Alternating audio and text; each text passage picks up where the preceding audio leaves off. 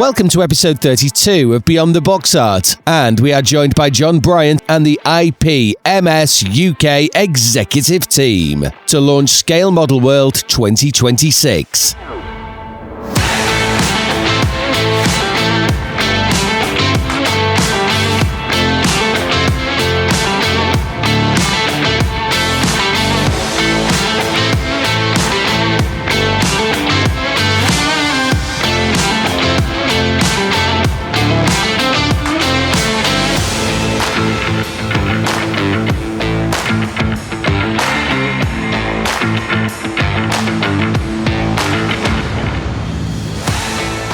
Your host, as usual, is Brownie, with his co-hosts Stan, Nevs, Balders, and Shane.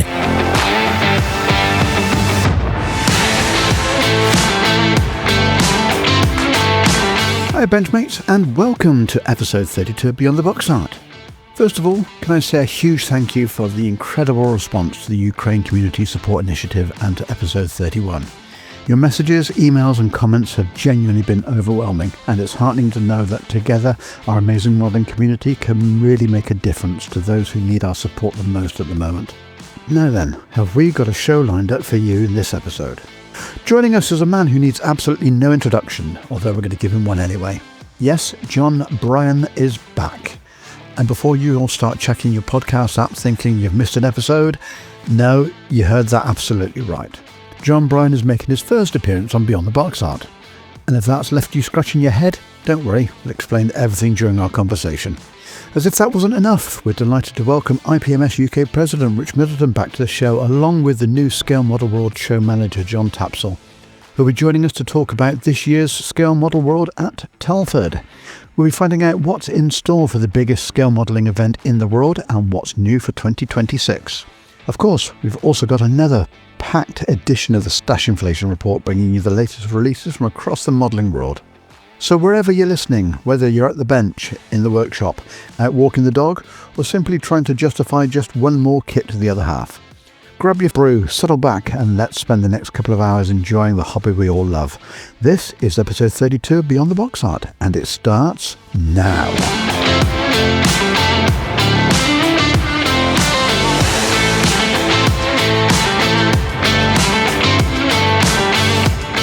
Right then, for this episode, I'm joined by Shane. How's it going, Benchmates? Balders. Bonjour, Benchmates. Dan. Hello, Benchmates. And from Mexico, Nevs. Hola, everybody. And we're also joined by Bryon. Good evening. What beautiful weather we're having. Isn't it just? And we're all sweating. One of the hottest days in the year so far. Speak for yourself. Yes.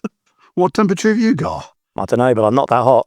Oh, fair enough. We're also joined by John Tapsell, manager for Scale Model World. Good evening. Okay, so let's start off like we normally do with what we got on the benches. So let's start off with Balders before he melts. I've got my annual build competition on, but I can't do nothing. I can't, believe it or not, the room's that hot.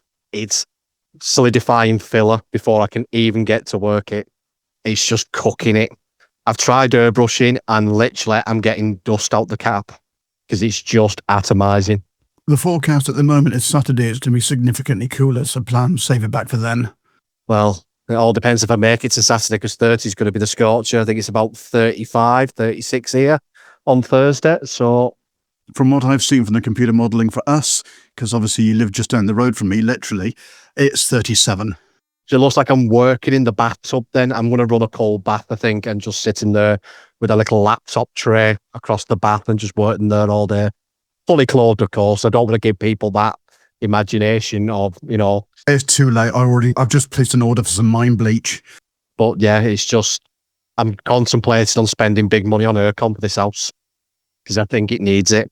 Yeah, this is something that a lot of people outside of the UK don't realise is most of our houses are built for insulation for bad winters. Absolutely fantastic. But now we're getting scorching summers and we're getting temperatures we've never seen in the UK before. We're due to hit, I think, the UK record of 40.2 degrees to actually break that this week. Yeah, the problem is that they've put cavity wall insulation in to keep them warm in winter. Yep. Not during summer because the houses can't breathe. So that's why you feel like Alec Guinness in The Bridge of the River Kwai when he's locked in the tin box because that's how I feel right at this moment in time. Well, that's painted a lovely picture for our benchmates. So with that, what have you been spending your cash on? Other than air conditioning? Modelling wise, absolutely nothing. Unfortunately, money's gone into the pond again, so I've just dropped more money into that. I'm losing an inch a day at the minute in water. I thought you was on about your weight. No, for evaporation. So I need to put more oxygen in. Yeah. Fair enough. But that's what happens when you've got two expensive hobbies, model making and koi fish. So you've got to spread the love. And the wife doesn't class as a hobby then? Well, to be honest, she's now into it. After 11 years of us being together, she's now into model making. So she's actually built Boba Fett and Darth Vader. She's done more than you. No.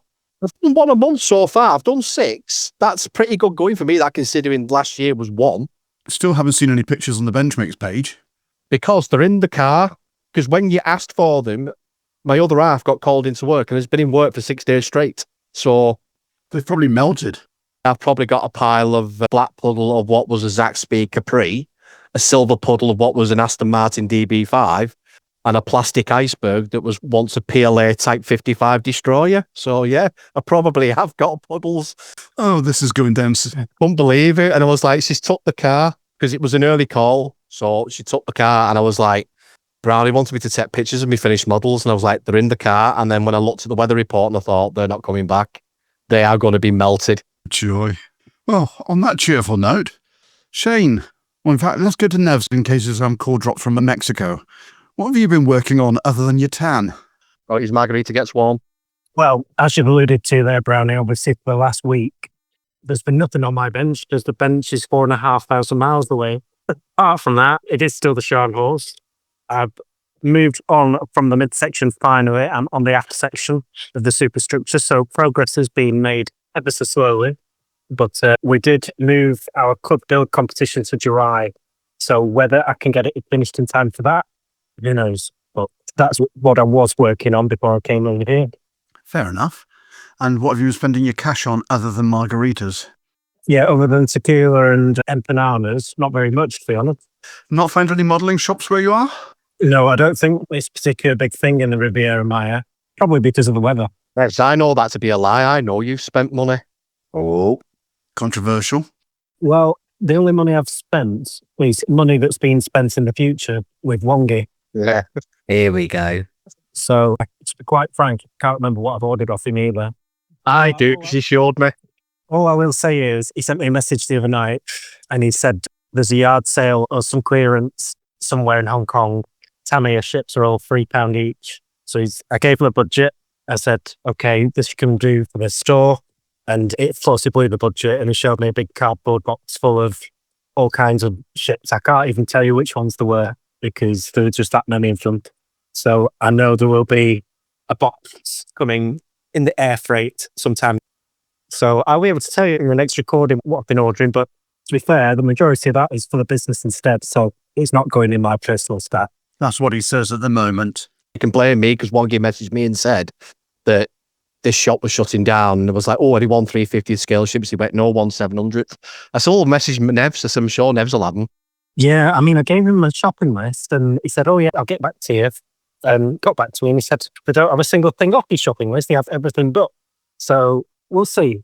Yeah, it was a bit strange. We'll see what he comes back with because he videoed me and it was like he was on an auction with all the things that he'd bought, but he was moving that fast. And obviously I was in the Mexican heat, but I honestly can't tell you what he's bought. Fair enough.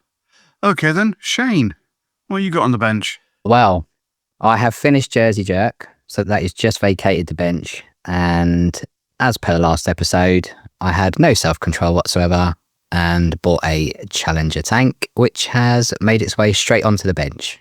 I started it last night, but yeah, I haven't had a chance to do anything today. It's been a very busy day. What scale did you get in the end? I went for the 35th. I went for the Tamiya, desertized. Yeah, really chuffed with it. And yeah, it's definitely a shift in what I'm used to, but so far, so good. Looking forward to getting some paint down on it, but need the weather to change for that. But yeah, really happy with it. What aftermarket we spent on it so far? Here we go.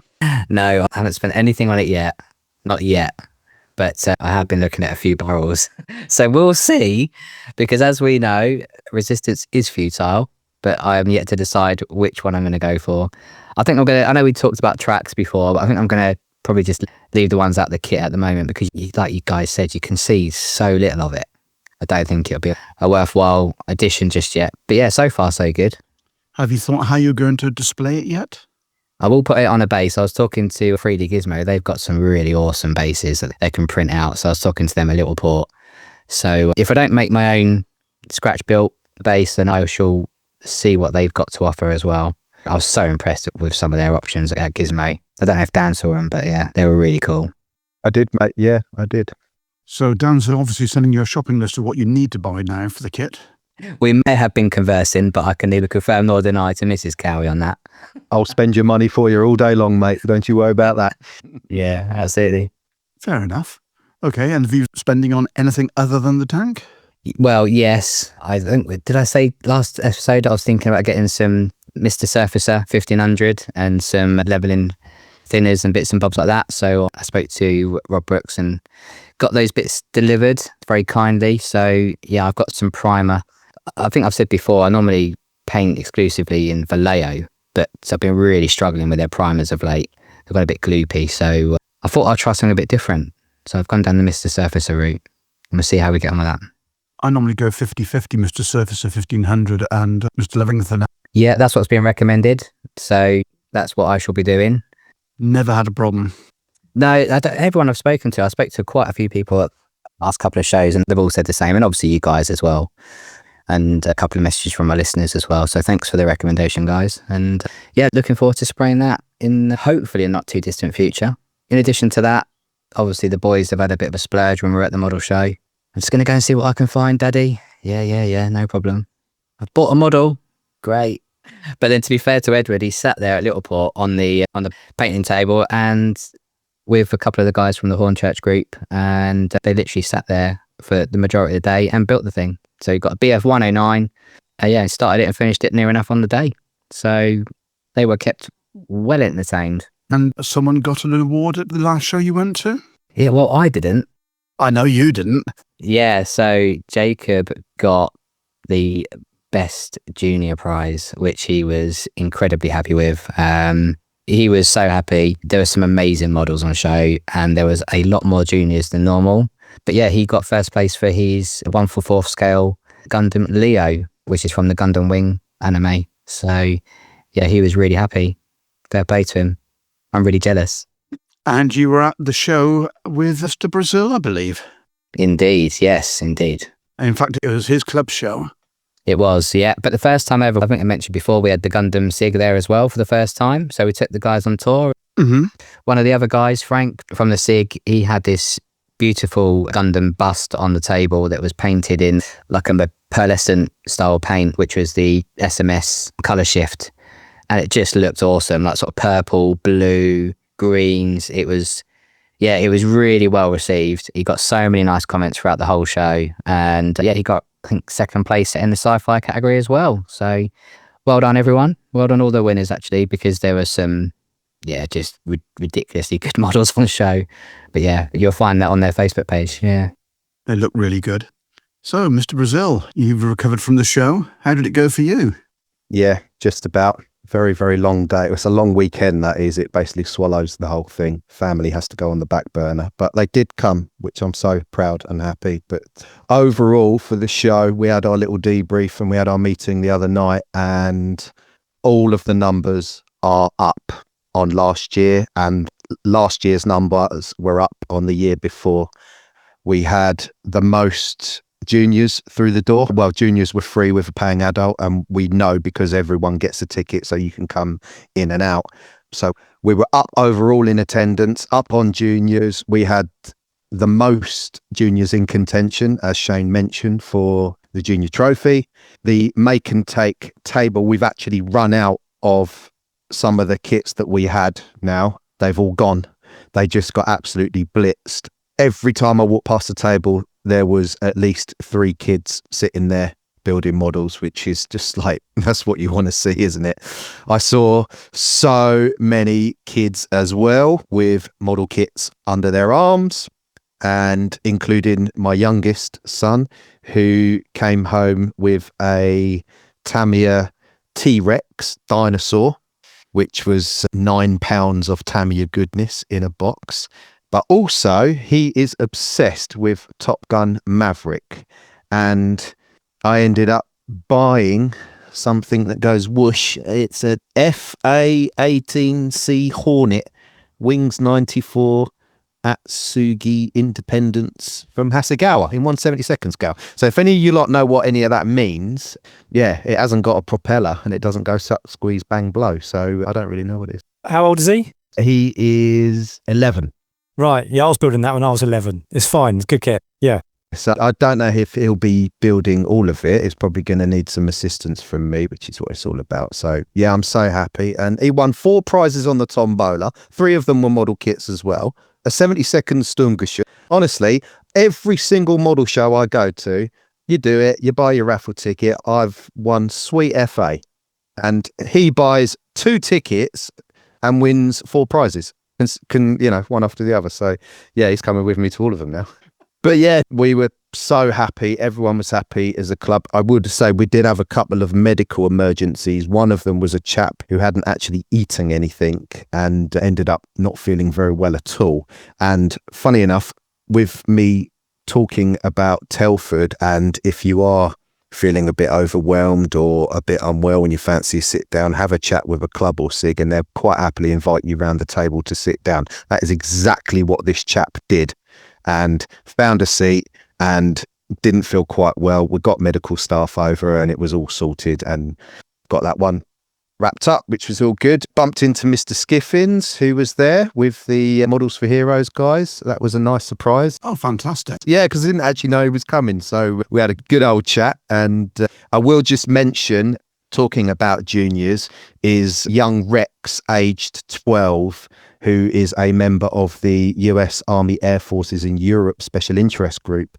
And he just finished it before the show. It's a small diorama or vignette of a C-47 Skytrain, and it's got all of the Screaming Eagles 101st Airborne paratrooper figures, including one that he's depicted as Captain Winters with his foot on a wooden ammo crate, giving the guys the final pep talk before they board. And honestly, I can't quite believe that a 12-year-old is capable of that, because I was not doing anything anywhere near that quality at the age of 12. So I have said to him, Rex is, I believe, a junior IPMS member. And I said, you have to enter that into the junior comp at the Nationals, because that is absolutely fantastic. So congratulations and well done, Rex. It was very good. It was awesome. I had a good look at that, and we were speaking to him at the Shuttleworth show as well. Yeah. Yeah. You know what? Shout out, because the standard is just ridiculous. Fair play. But just the angles that he did it, that he got the angles just right on the base. It was presented really nice, and the figures were painted beautifully. They were in a sort of a rough arc around the rear door. He just got it. It was just beautiful. It was weathered lovely as well. It really was. And he did it as, I believe, was aircraft L4, which actually was the C-47 that Major Dick Winters, or it would have been Captain Winters, I think, by then on D-Day. It was his actual aircraft. So well done, Rex. Good to see. Purchase-wise, I did pick up a couple more of my favourite 148 Tamiya armour kits. And I also got from the lady at East Anglia Books the Mushroom Publications assembly ships of the Mighty Eighth, which is well and truly my groove. So very happy with that.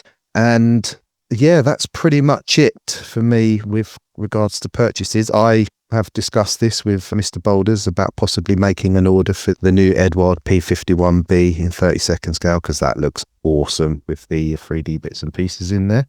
I still can't get over that undercarriage bay. It's incredible, isn't it? All the pipes, everything in one piece.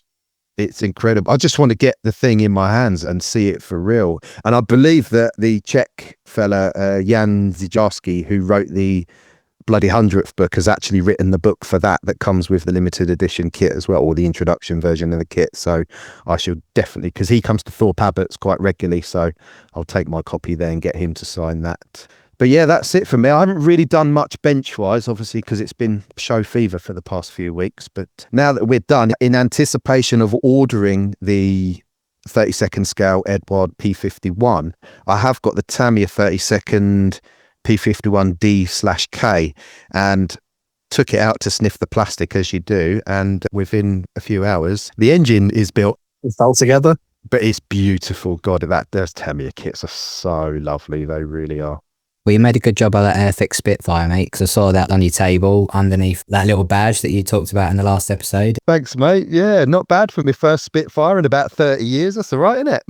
Yeah, within like 10 days as well. 10-day turnaround. It was actually a little bit less than that because I ordered it and the seller didn't send it for 6 days, and I was really starting to sweat. And that was before this hot weather came. But I got it done, and literally I put the matte coat on it. We come home from setting the show up on the Saturday. I came home and put the matte coat on it that evening and said to my missus, I hope this is dry. All right, to box up. When I opened the box, when we got to the show, it just stunk of leveling thinner and all the stuff that had gone on there. So yeah, no, it was great. Really happy with that. Really happy. There should be some news, Dan, regarding the P51 by Friday. There's just a bit of an issue in Europe at the minute regarding the currency, Right, okay. because the euro is fluctuating really, really badly at the minute, and they're struggling to try and get a definitive price. And Dan, you do realise an F18 does do suck, squeeze, bang, blow. Of course it does. Yeah, I meant pistons. That's what I meant. Right, well, for a rare occurrence, I've got some news. I've been building. Look at this thing. Stunned silence. Ah, yes. Looks like something else to base combat. Does, doesn't it? But it near enough is. Yeah. Right, Brownie, you better tell listeners what it is because they can't see. I know they can't see. I will put some photographs on the Benchmates page as it's progressing in the build. It is a 1/13th scale AR3 Mark 9 Evo drone. The company that I work for manufactures reconnaissance platforms, and they decided to celebrate their 25th anniversary. They gave everyone a kit, but it was a 3D printed model, but instead of it being on ordinary 3D printed, what do you call them, supports? Thoughts, yeah. It was actually moulded as if it was an injection moulded kit, so it was on round sprues. Really, really weird. Unusual scale as well, of 1/13. Yeah, Why couldn't they do like 1/12? Because, yeah, 1/13 just... yeah, I know. At least we can say there's a 1/13 scale kit now, and people go, no, there's no such thing. No, there is. There is. There's a 1/13 scale kit. It's the first one of its kind, but... Probably be the only one of its kind as well. But anyway, yeah, hopefully get this one done, knocked out the park quite quickly, and I'm intending to put it on a little base and bring it to Telford. I'm planning ahead for already. The other thing that is on the bench is on the pile of shame, and I'm going to go into rant mode. I'm switching my headset off. Treated myself to the new Extra Decal Sheet X32077, the Gloucester Meteor F8 for the new Revell kit. Absolutely fantastic. Nice selection of schemes in there. Great. Get the decals out to have a quick look, as you do. And they're printed as per usual by Microscale. But there's a issue with the actual alignment. As in, now I don't know if you'll be able to see, I'll pick this up on the camera, but the red triangles aren't set on the yellow base properly. The black triangles aren't set on the yellow base properly. Yeah, there are. There's out of registration all over the shot. The blue checkers. The blue doesn't look squared. Oh, yeah, the blue checkers don't look squared. It looks like there's a bit of a rough edge to the outer lines. There's rough edges all over them, left, right, and centre. Even the squadron leader pennants on the sheet are not actually aligned properly. You can see on the edge. Are these new, Brownie? Yep, brown spanking new. And there's 2 sheets in the pack, and it's exactly the same on the second sheet. There's alignment issues on there as well. So I emailed Hannants, and to be fair, they actually sent me a replacement sheet straight away. And I said, look, you've got a quality issue here, guys. You need to actually look at this. And the second sheet they sent was even worse than the first. Oh, no. And they obviously didn't even bother to check it.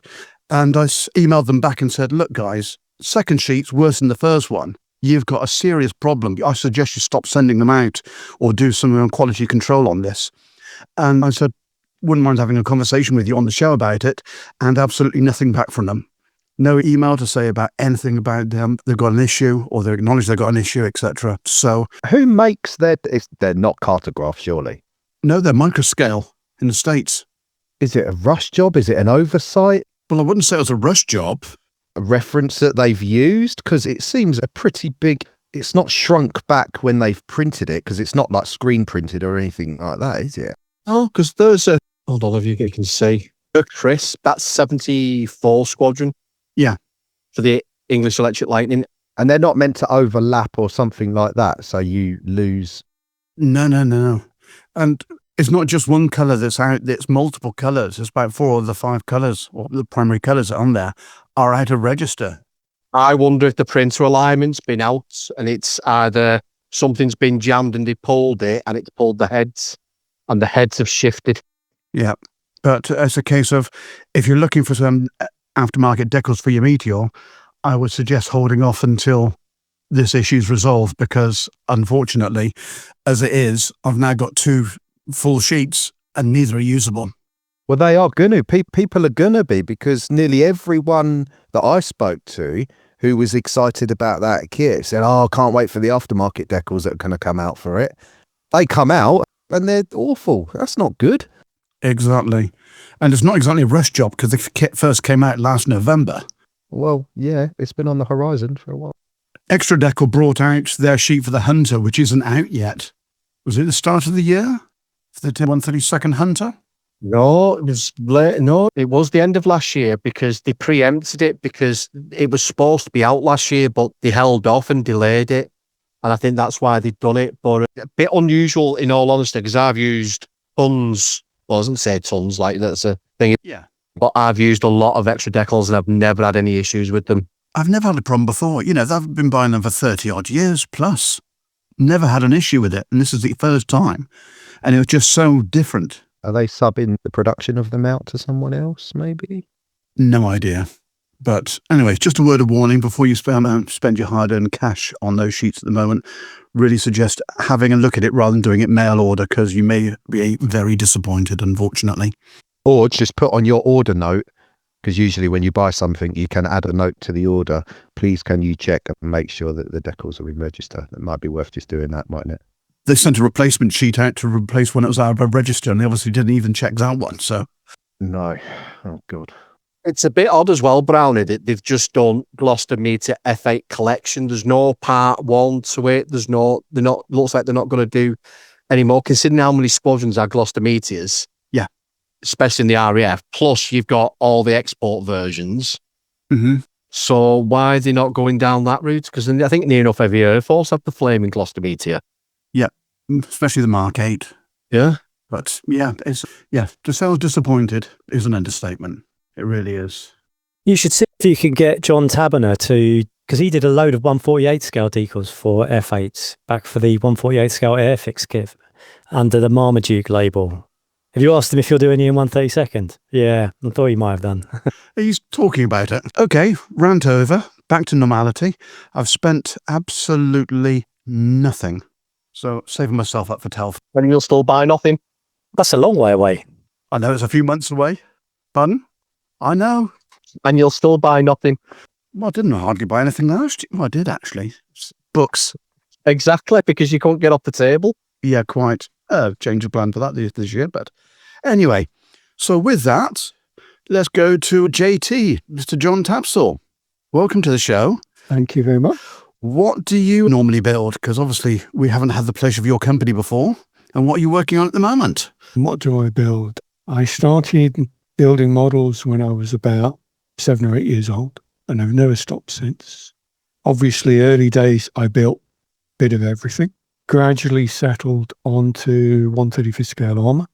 Did that for 30 plus years. For the past 10 years, I've built almost exclusively 148 scale armour.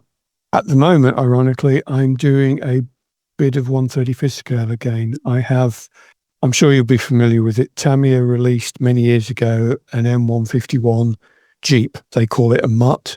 US forces never called it a Mutt. It's always been a Jeep to them. Mutt was a Ford sales pitch as far as I'm aware. And Tamiya did a version with the tow missile launcher on it. And I came across some nice photos of one of these vehicles in Marine Corps service on an exercise in Norway in the mid-1980s in a very nice Arctic camouflage. Now, I've used that Arctic camouflage on an Amtrak and 105mm howitzer. So it was obvious that I was going to do it with the Jeep as well. Tamiya's kit is nice for its period when it was released, early 80s. By the mid-80s, there'd been various upgrades to the vehicle, and I'm trying to depict those. So there are changes around it. And then, like an idiot, I came across some photos of another M151 tow missile Jeep. This one based on the M151A1, the earlier vehicle that Tamiya released in, I think, 2013. So it's the earlier version of the M151. Now, you occasionally see pictures of them in US Army service, but they're really sort of demonstration and test images. I've never seen a photo of them actually in unit service. But lo and behold, all the tow Jeeps used by Luxembourg were M151A1s. So I thought, oh, that's a good idea. I'll build one of those because it's slightly different. And then I thought, but there's actually two Jeeps in the system, because you've got the missile launch Jeep and then you've got the ammunition reload Jeep. So by the time I finished working on one Jeep, I was working on three Jeeps. So they're all sat on my bench at the moment, various stages of painting and weathering. I will get them finished. I haven't done much on them the last 3 or 4 weeks. And then I came across pictures of a dune buggy with a tow launcher on. And I thought, I've got to do one of those as well. So I started playing around with that, because Hobby Boss released a Delta Force fast attack vehicle kit in 1/35th scale. Now, I'm going to go out on a limb here and say I have never seen a Delta Force fast attack vehicle in the configuration Hobby Boss released, except if you watch the Chuck Norris movie called Delta Force. And they do look very similar.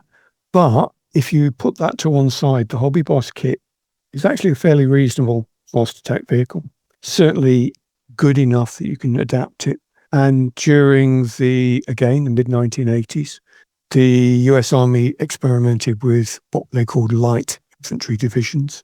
And some of the vehicles that were used for those were these Chenoweth sandrails, as they're called officially, which were adapted for military use. Rear-wheel drive, VW engines, typical space frame, dune buggy with either machine guns or missile launchers on top. If you fire a missile on that thing, it's going to go backwards at a great rate of knots, isn't it? Well, funnily enough, generally, when you see missiles fired from either the Jeeps, never seen them fired from the fast attack vehicles, they are fired to one side, so 30, 40 degrees off fore and aft or side, or they're not at 90 degrees or 0 degrees straight forward, which sort of makes sense. But yeah, I've got to get those finished. Even if I end up going back to 48 scale, I've got to get those finished, because otherwise they're just going to sit there staring at me bailed for the next 6 or 9 months. At least. Okay. So what have you been spending your cash on recently? Kit-wise, not a huge amount. I'm just trying to think what the last kit I bought was. Probably a second-hand kit. TACOM do a range, as I'm sure you're aware, of naval turrets in various scales. And one of the turrets they do is what they call a B turret from Bismarck in 35th scale. And I picked one of those up cheap from a fellow club member. And I looked at it just on a whim. And I looked at it and thought, oh, that looks interesting. And then I started, as you do, researching the turrets and realised that they're also used as B turrets on Gneisenau. And I thought, that's a thought. And then I took that one stage further and thought, that's interesting, because I read that some of the turrets from Gneisenau had been removed from the Hulk and had been emplaced on coastal defence fortifications. And it turns out one of the B turrets was installed on a coastal defence installation in Denmark, and it last fired its guns in 2000. Now, I have to be careful, because the TACOM kit includes the rangefinder ears on either side of the turret, but it's the other version of the B turret that doesn't have those that I need to build. But looking at it, it shouldn't be too difficult to reprofile the roof and get rid of those. And of course, the Danish one is green. It's not naval grey.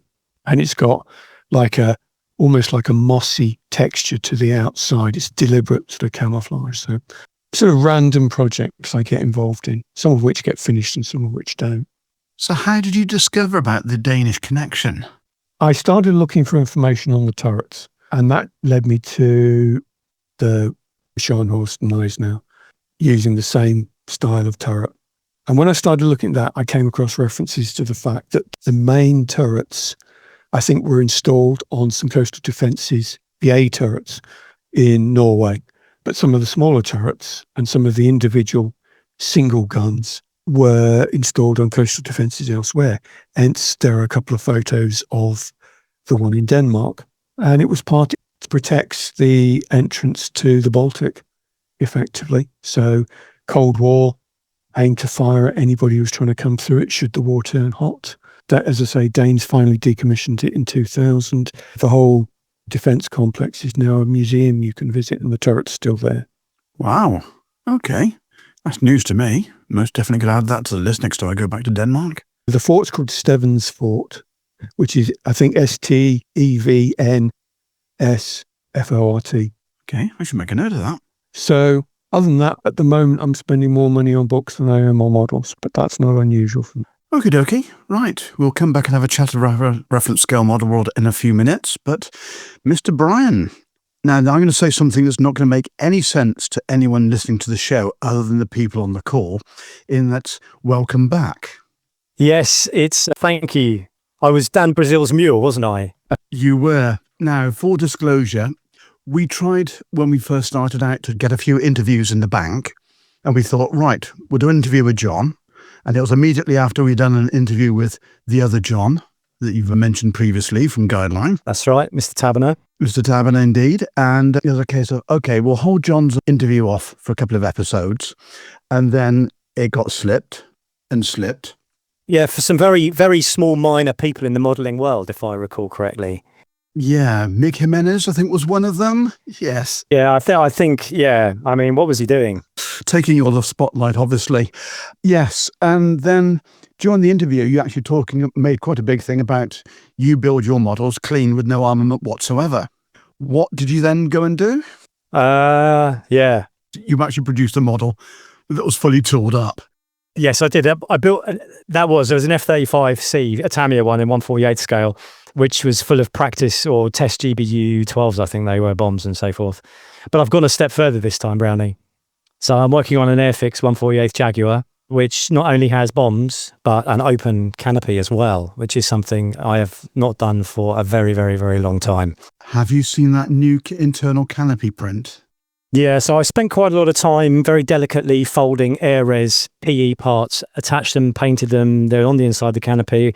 If I do say so myself, I think I did quite a good job on it. And then I saw that frame. So the kit is actually being made for somebody else. It's not for me. I collaborate with someone and we come out with this stuff which fits my requirements about what I want to build and stuff that he wants to have in his collection. So it's going to be for him. And he is an aftermarket junkie. So all the aftermarket comes, and he messaged me this week and said, John, have you seen this? It's the Mastercraft collection. I can't remember what it's called, but a 3D printed internal frame for the canopy. And I was like, yes, I have seen it. Do you want me to strip out what I've done and put that in? And he was like, if you're willing to, that'd be great. And I thought, yes, I am willing to. So that's on back order at the moment. We'll have to wait and see. But that new part looks amazing. So, yeah. Doesn't it just? And for those that haven't seen it online yet, not only is it the internal frame, but it also includes the demisting bar and everything that's inside of the cockpit. Yeah, so I've actually, on my one, Airres give you some resin for part of that system, which I have installed. I would say the disadvantage with the 3D printed one is it means the lip at the front of the canopy is going to be too thick. But, you know, you can't have everything. And I think that's the price you pay for having a more complete interior detail. So, yeah, this kit is kicked my arse, to be honest. I'm in paint at the moment. It's grey-green wraparound number 54 Squadron from 1979 at an exercise in Germany. And I don't know if you're aware, Brownie, I know you might have seen it. I had some issues with the wing the first time around. So I attached the wing. I spent ages blending it in with super glue, rescribing, priming, all that kind of stuff. And I thought, before I progress any further, I ought to see what the landing gear is like, because it's a bit floppy. I'm using some aftermarket landing gear. Propped it up on this landing gear and immediately noticed that my wing, I think it's the right wing, was just not square at all with anything else. So that was somewhat annoying. I managed to get another wing from Airfix, spent a long time hacking the wing I had already attached out of the fuselage, going through all the super glue and liquid Tamiya extra thin I'd used. Unfortunately, Airfix sent me a wing that was also warped, badly warped. So the first one I tried to fix, and given we're in a heat wave now, and this one isn't melting yet, but I did melt the first one with a hairdryer and discovered that the trailing edge plastic is very thin and doesn't respond well to a hairdryer. So he didn't fix it. So I installed the second one, and this time I've just fixed it with cutting grooves on the inner surfaces and a lot of brute force and bending it so that it's now plastically deformed. And I do have level wings on either side, but it has sucked a little bit of the enjoyment out of what should be an excellent kit. So I would say if you've got one of these kits, go and have a look at it. Fix the problem before you install it, unlike me. It is an easy fix. I'll put it on my website in due course. I've had quite a lot of correspondence from people who do have similar problems, and some people have had no problems whatsoever and certainly photographic evidence. So it is a variable quality control issue, I think. Yeah, I was going to say, John, I've got one that's 3/4 built and the wings are completely square. So I don't know if it's just a batch that have been. Yeah. I don't know. Some people like Chris Beddings, but he was offering to send me a spare wing as well, but his is warped. Jeffrey Kubiak, who runs hypersonic models out of Japan, his is warped. So there are a few around the world. But again, I've had people show me photographs that are taken really well front on. You can see everything is square and the wings are absolutely perfect. And it's not simply an issue of an installation problem. It is warped on the sprue and obviously it goes all the way across the top of the fuselage as one piece. And so it was completely square and flat across the fuselage. It wasn't installed wonky across the fuselage. And so bending it has solved it. But it is a very thin part and it's a large part. And I think it would be liable to warping issues if there are some problems with some quality control. Yeah, I think they've been took out the molds too early once they've been processed, because it's the same with the 24 scale 109 G6 that they did. The wings were all warped. And even the fuselages, it looks like they're coming out the mold and they're not having time to cool down. It's a shame because presumably they've got a lot of demand and they're trying to meet it. And maybe that's what happens if you cut a very small corner. Let's just hope they don't do it with the Phantom that's due out next month. Yeah, or the T2. The Jaguar T2 is due out soon, and I would be up for one of those. It's the same time, John. Yeah, but I don't really want to have to go through this again. It'd be interesting to see how that comes when it's out of the box. I went and checked mine because I did message you at the time and said, I've got one here. Yeah. And I went and checked it and mine is absolutely spot on. Yeah. But yes, it is annoying when that happens. So if you've got one in the stash, suggest you go and have a look at it and potentially go and get some release backs from, or get a swap out from Airfix. Yeah, I mean, as I say, my swap out didn't help, but it is an easy fix. If you just know where to make some cuts and do some bending, it's not difficult. Okay. So as you're building a GR1 for somebody else, does that mean you're allowed to have a GR1 in your collection building a second one? No. So this is a way of me building a GR1 that I don't have to keep. And so I do have a GR1A, which was the original Airfix moulding that I built back in 1994. It was aircraft number 2 in my collection. So it's nice to see it done better the second time around. Right. So obviously when they re-release it as a GR3 in the future. Possible. You can actually go for it. Yeah, possible. Although I believe, Boulders, the parts are in there for the GR3? Probably so, yeah. The additional antennas are supposed to be in the sprue. So I just don't know why. Yeah, they are, I think. Yeah. I just don't know why they've just not done it as a GR1/GR3, and done 2 boxings with like they used to. I'm sure they will in due course. Yeah. Fair enough. Okay. And what have you been spending your cash on other than aftermarket for a Jaguar? Well, no, I haven't been spending my cash on that. Someone else has been spending their cash on that. That's even better still. Yeah, my teenage daughters have been spending my cash on buying the ICM's 148 scale AH6J Little Bird for Father's Day, Sunday just gone. So they gave me that. And the other thing that I've been spending some time with, or company, is Halberd Models of Ukraine, who make exquisite Ukrainian kits and conversion sets. So a few years ago, I managed to get, well, they're not hard to get, an Edward F51D Korea. It's like a duo boxing. So it came with 2 kits in it, 2 Mustangs from the Korean War, an RF51, which is what I bought it for because I don't want an F51D. So that gave me a spare kit left over, which I obviously haven't built, but Halberd Models make a resin conversion for a TF51D in Air National Guard markings from the US. Lovely resin fuselage and so forth. So I bought that. That's what that second kit in the box will go to. But then as I've been spending some time with them and their products and communicating with them recently, I realized they do a conversion set for a Cavalier Mustang Mark II in El Salvador. Salvadoran markings, and Bolivian as well. And I was like, I love those markings. Well, it's in a camouflage scheme. It's got tanks on the wingtips. Simple little conversion, but it needs another Edward P51. So I thought, I know what I'll do. I'll buy the same duo boxing again, so I can have an RF51D, an RF51K, a TF51D, and then I can have this Cavalier Mustang as well. So at some point, probably in about 30 years' time, I'll be building a lot of Mustangs. Latin American and South American markings are so cool, aren't they? They're really cool. Yeah. Very cool. Yeah, really cool. It was their first product, they told me. Oh, really? Blimey. Their first conversion set was for that. It's not cheap, but they're a wonderful company doing really, really well in very, very difficult circumstances. Yeah, absolutely. Yeah. And I really love their products. So I'm more than happy to support them. And they send me some extra bits and pieces in the box to make up for the expensive shipping. So yeah, it's great. Fantastic. Nice customer service.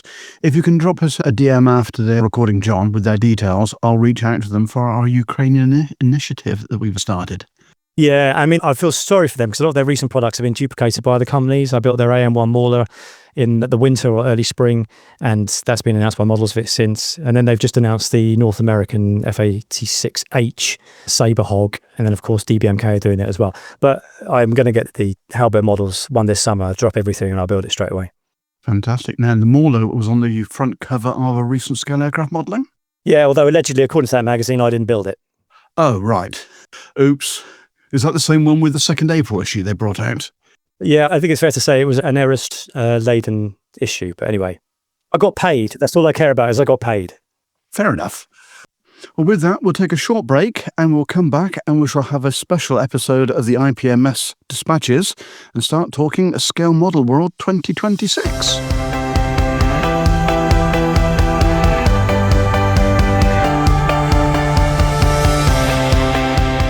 Head to beyondtheboxart.com for host bios, guest features, and direct links to all our social channels. Your central hub for staying connected.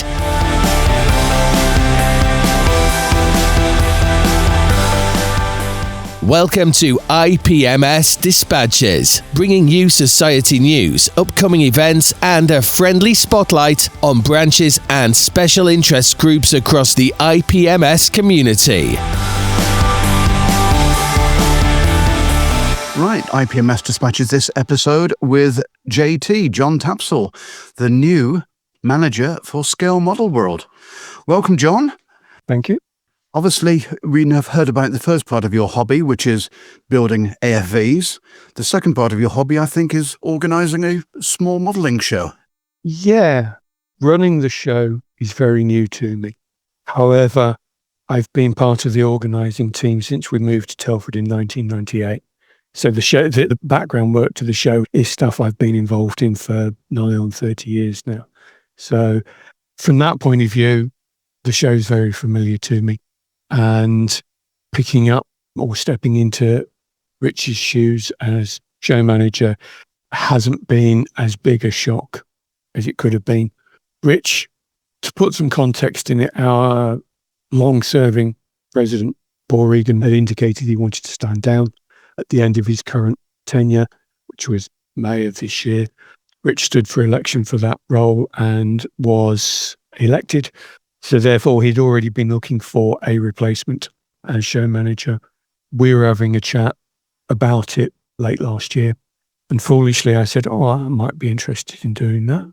So I put my nomination in and I was duly elected. So it wasn't sprung on me out of the blue. Just as well, really. Yeah, just as well. And I'm currently in the process of picking up all the background work that goes on through the year. You'll be pleased to know we're having a show this year, which is always a good start. That's a bonus. We are steadily accruing bookings from traders.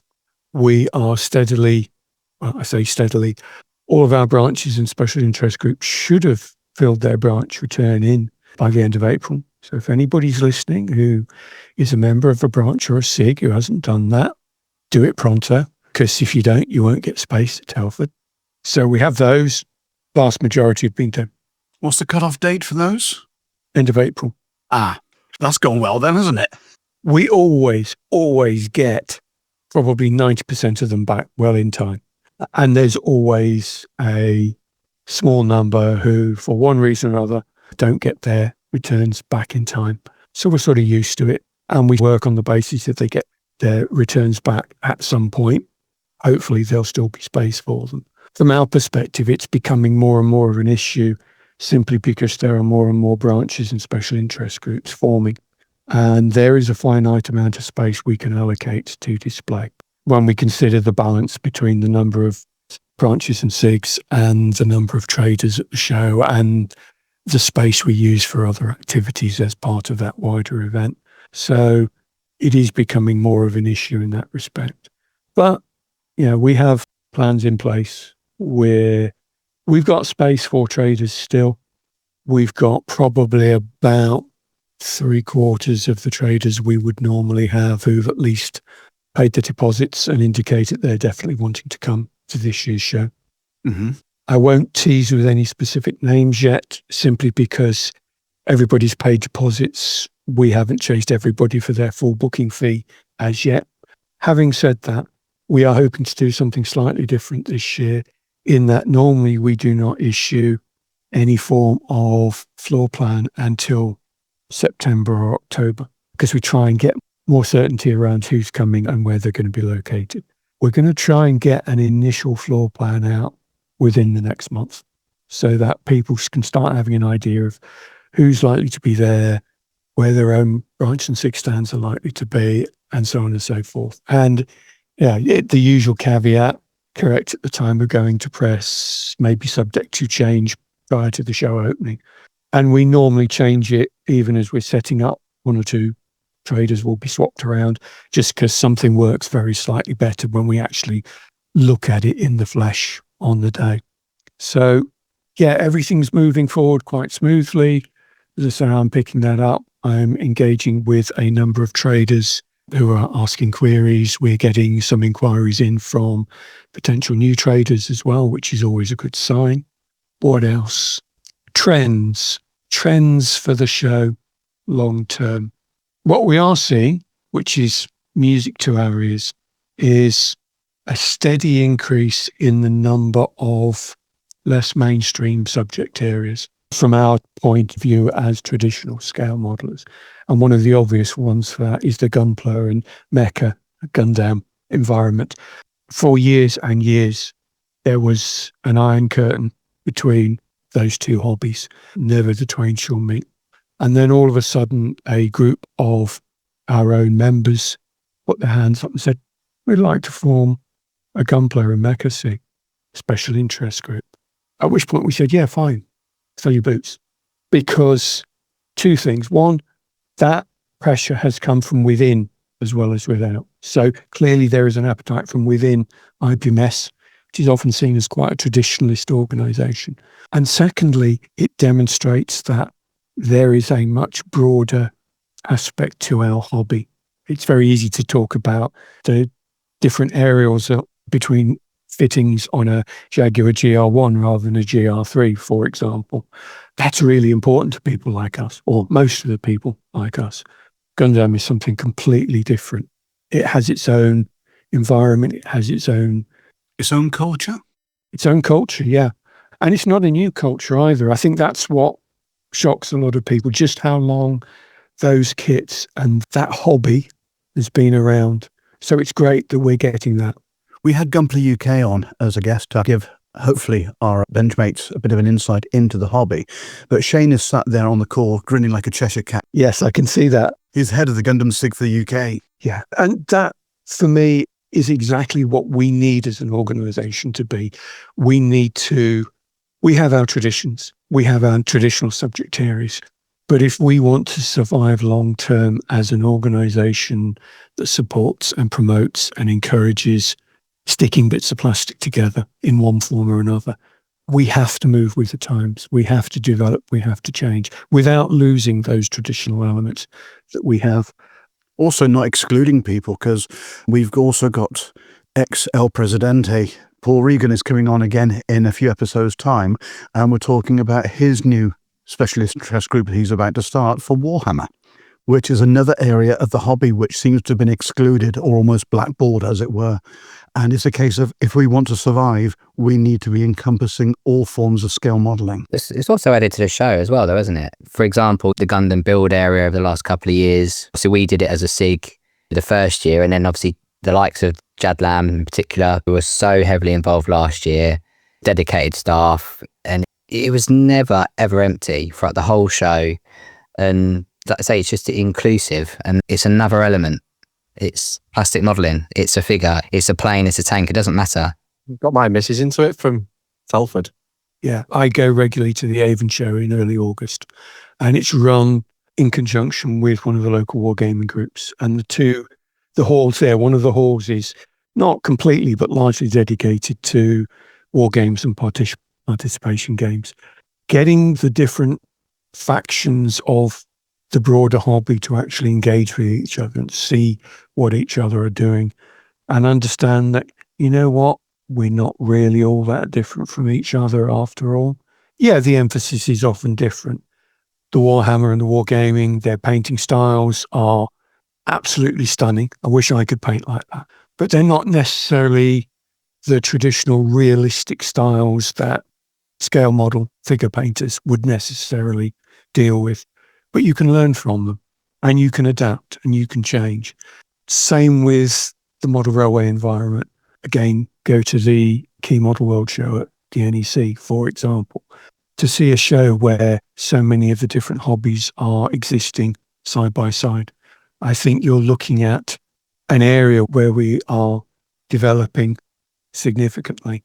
If you look at there are other modelling societies, national organisations that are contemporary with IPMS. We all started at roughly the same sort of time, some of them slightly earlier. It's really interesting to see that some of those have adapted and changed and remain healthy, and others haven't and are struggling to survive. And I think it's important that we grow and change, but we retain that traditional element. IPMS has, give or take, 5,000 members these days in the UK. The only other national IPMS organisation that can equal where we are, roughly, is the United States, IPMS USA. And we have never been, until recently, the same size as IPMS USA. We've always been smaller. And that says something about the UK organisation. We're doing enough to attract enough people, but we can't get complacent. We have to maintain that. We have to move forward. And Scale Model World is the same. We're not going to make massive changes. We will change bit by bit, as we have done. Most people won't have noticed changes over the last 10 or 15 years, but they are there. And we will continue to do that. And sometimes we'll experiment with things and say, oh, that's a good idea, we'll try that. And we try it for a couple of years. And maybe it doesn't work as well as it ought to, or it doesn't bring anything extra to the show. But if we don't do that, we're never going to know. It's very easy to turn around and say, that'll never work, we won't even bother trying. Fair enough. Okay, so moving on a little bit, what is the biggest challenge in organising Telford? That's an interesting one, because we've been involved with it for so long. It's familiar to a lot of us. We comment to each other in terms of the organisers most years. At some point during the weekend, there will be something, not unusually, that we consider to be a major crisis. And we're running around like headless chickens. And we sort it out, and it moves on smoothly. Nobody else notices, but it winds us up enormously because it's really, really significant to us. But the visitor experience, the exhibitor experience isn't changed one jot. They don't notice. And I think sometimes one of the biggest challenges for us is being able to step outside our own little bubble as organisers and say, okay, let's look at the bigger picture. Has everybody enjoyed the show? Has everybody had a good time? Have they spent too much money? Did the competition work? Yeah, there's always comments about, well, that should never have won, or why didn't that win every trophy under the sun type of thing. But it's making sure the show runs smoothly. We are blessed, and I use that word advisedly, with a really, really good relationship with the venue. It helps that we've been there for 28 years now. And many of the people we started dealing with way back in 1998 are still there on the management team. So there is a continuity there. So even within IPMS, there have been changes through the years as to who's president, who's show manager. But there is a cycle of familiarity there that allows us to work within the rules, to deal flexibly with issues that arise, to know that if we do have an issue with something, we can talk to people there and both sides will find a solution.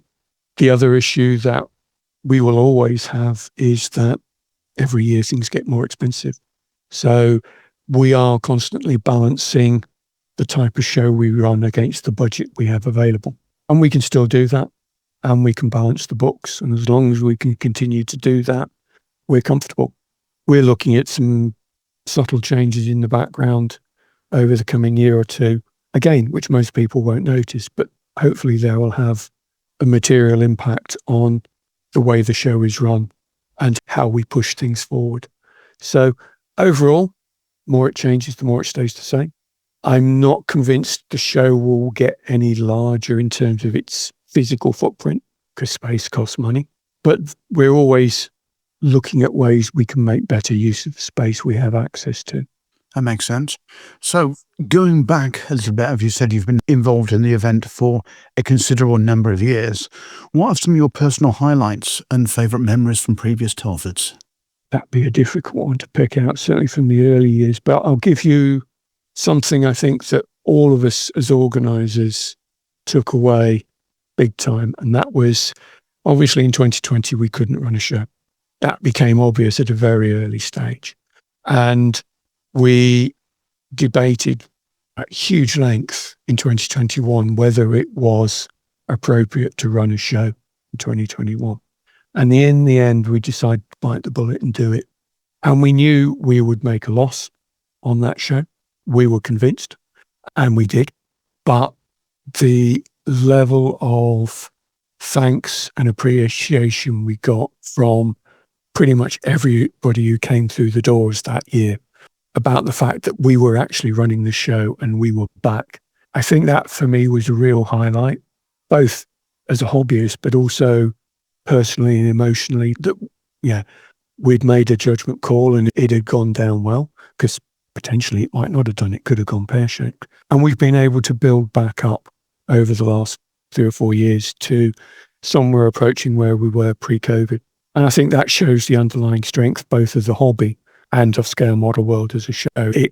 We've got the support, we've got both from the visitors and the traders, but the hobby as a whole continues to grow and develop. And that, if we can be a major shop window for that hobby, then that's all too good.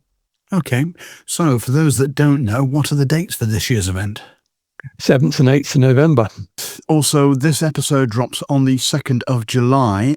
When do the tickets go on sale? We will be releasing tickets from the 1st of July. So yesterday. Or you can just be an IPMS member and turn up. You can. That is also an advantage. But then again, we are aware that everybody wishes to be an IPMS member, which might seem a strange thing to say from a committed IPMS long-term member. It's really easy to see IPMS as somebody or an organisation that sees itself as somehow the pinnacle of the hobby. We are not. We never will be. That might have been the intent way back in 1963 when we were formed. The vast majority of people who build models do not belong to an organised club or an organisation like IPMS. They buy their models, they build them, they enjoy them, they put them on the shelf or wherever they choose to display them. I think I enjoyed that, I'll go and buy another one. Organisations like IPMS and other modelling societies are built on people who want to take their hobby that little bit more seriously, that little bit more research, perhaps just want to be part of a community of like-minded people. And IPMS UK is in a really healthy position. But we're a tiny minority of the model buying public in the UK. So for me, having spent 12 years as the IPMS publicity officer, one of the things I bang on about year after year is we need a healthy hobby, because if we don't have a healthy hobby, we don't have a healthy IPMS. So the two feed off each other. The hobby has to be healthy and supported. That's the most important thing to me. From memory last year, it was cheaper to buy membership for IPMS, which got you 2 days free entry into the show than actually buying individual show tickets. That would still be the case. It's not a policy as such. We know that one day is busier than the other. That's always been the case. And it's the same with pretty much any 2-day show you go to. So IPMS members, as you pointed out earlier, get in for free for both days. And if you wanted to come as a paying customer for both days, it would be more expensive to pay for 2 tickets. But from our point of view, the membership also includes 6 magazines a year. And we've always prided ourselves in a high production quality for those magazines. Apart from Scale Model World, it is the second biggest outlay of money we have for the society. And a huge chunk of that these days is postal distribution. So we are looking at ways of adapting to that environment. Again, we've got ideas, but they'll see the light of day in the fullness of time. For anybody who's been to the IPMS USA convention in the United States, it is a huge show. It runs for 3.5 days, but it's a very different show from ours and a very different emphasis.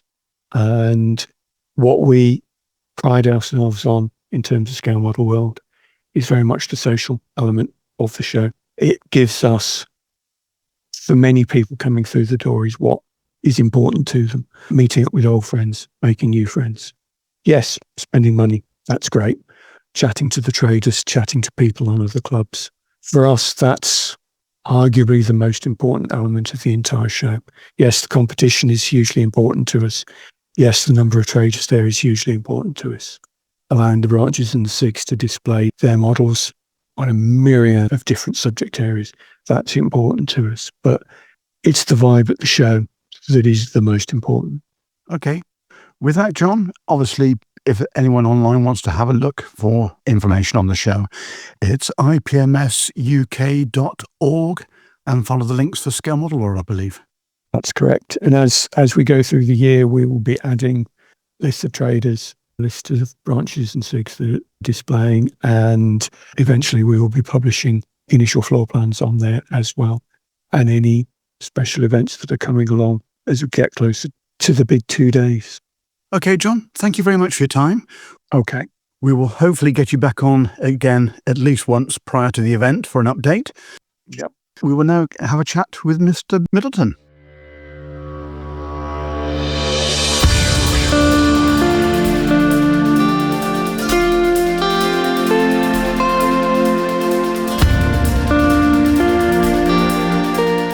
Are you looking for top quality paints for your next project? Then look no further than the Scale Modeler Supply. Hi, I'm Scott, and as a passionate modeler myself, I've spent years creating the SMS product range, designing them specifically with a scale modeler in mind. We've worked extensively to develop our acrylic lacquer paint range to not only be airbrush ready straight out of the bottle, but also to be very easy to use so that anyone of any skill level can create professional results with minimal effort. Just give the bottle a good shake, pour into your airbrush and spray at 15 psi. So dive into your next project with confidence, knowing that you're backed by one of the finest hobby paints on the market. Head over to our website scalemodeler.com.au to check out our full range and to find your closest retailer.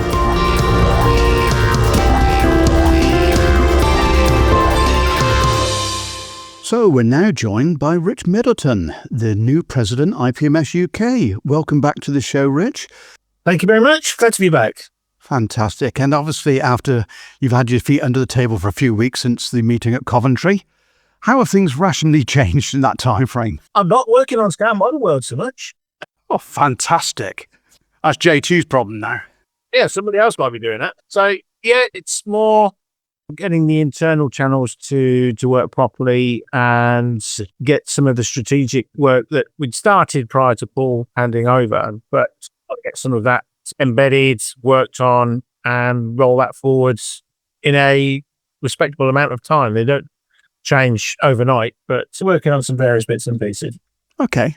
You've shown me the draft poster, which is due to appear any day when the pod drops, which looks absolutely fantastic. And you've got the logo from last year, tweaked slightly, but obviously, you're now going to keep that going for a little while, I should imagine, as the brand for Scale Model World, I guess. Yes, that's the plan. The previous one did a fantastic job, but we felt it was time for a refresh, which is what we achieved last year. So we'll follow a pretty similar way, whether anybody noticed, but the logo for the show changed every year. And it wasn't just a name, number change, obviously, for the date, but the location of the date and the number and everything else all sort of quietly moved around the logo. This one is a little bit more static in that regards, but the colours are very vividly different. So that's how it's going to work for a period of time going forward. We'll see how long it lasts when we run over a pallet, I guess. Fair enough. Okay, so we've just talked about the branding. Are there going to be any other visual clues to Telford or changes to Telford this year? Nothing radical. The poster will be different. We're going to incorporate real models as opposed to AI-generated images. So we're reverting almost back a little bit to a traditional model show poster, but I want to sort of drive it forward and look at things in a slightly different way. So a blend of current and modern, maybe. Okay.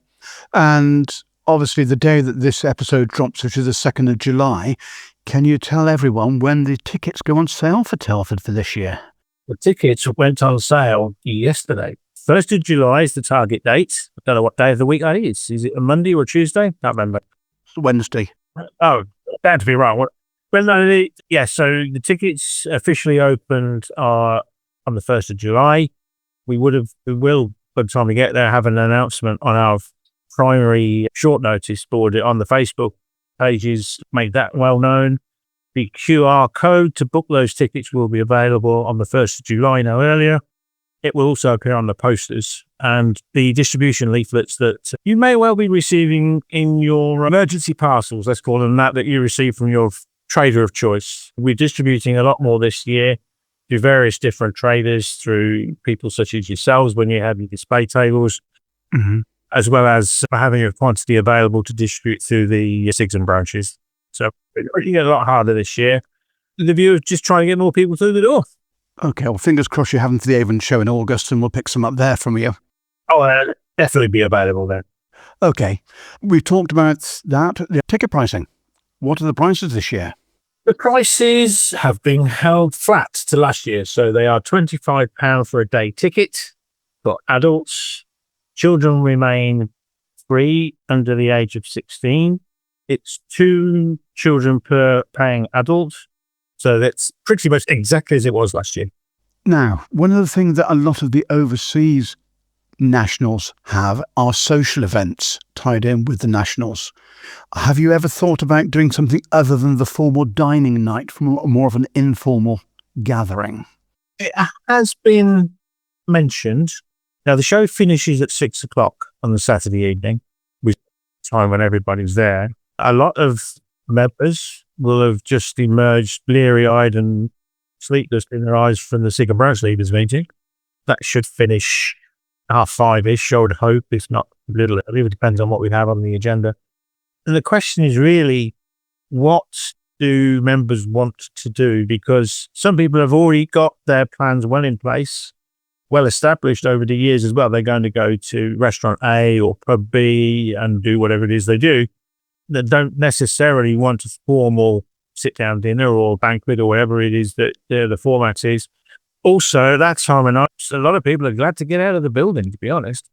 So where do we hold such an event? Because we could do it within the confines of Telford, but as you can probably imagine, that doesn't come for free. The prices would probably have an input from the venue as well. So what is the best option to do? Do we hire another venue? Again, at what cost? So it's a format of how it would work best for a majority of people.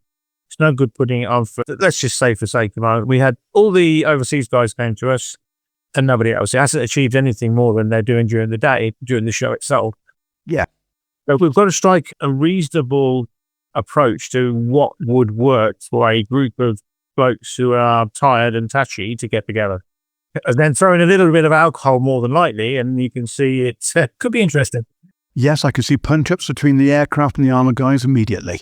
Yep. I haven't mentioned Gundam. I was going to say, you wait till us boys get involved. We've talked about pricing, we've talked about the event. So, have we got any new traders or any exciting new announcements, new branches or anything that you want to talk about? The thing at this time of the year, it's an evolving picture. So we've got a lot of people committed to attend the shows. I was saying most of us need to be committing, definitely. But we also have a lot that we're still working on that haven't completed the process from last year. We need to follow up on how many of those are interested in coming back, how many are not. 1 or 2 have said they're not coming back.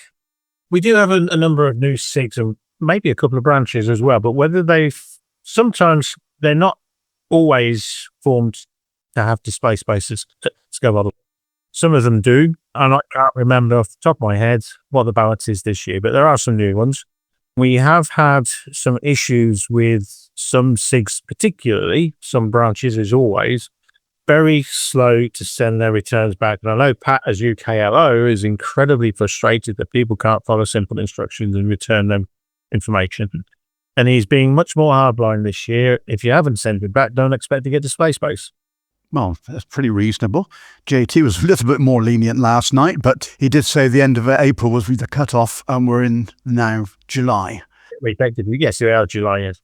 So, we'll wait and see how that evolves. I would prefer to get as many SIGs and branches in as we can, but if they can't be asked to follow an instruction, if they've been a SIG leader for any period of time, they know what the process is, then that's the price to pay, unfortunately. Well, it's fair enough as well, isn't it, I think? But Rich, is it looking like there's going to be another Gundam workshop this year?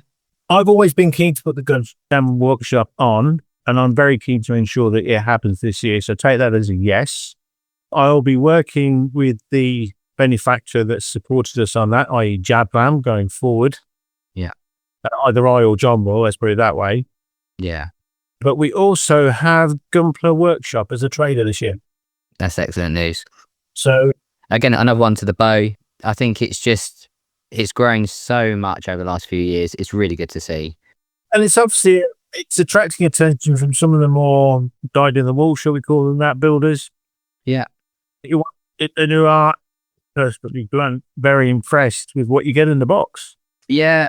And how they build and everything. So it is a growing area. It's not just for the younger generations. I think anybody can get any excitement and enjoyment out of them.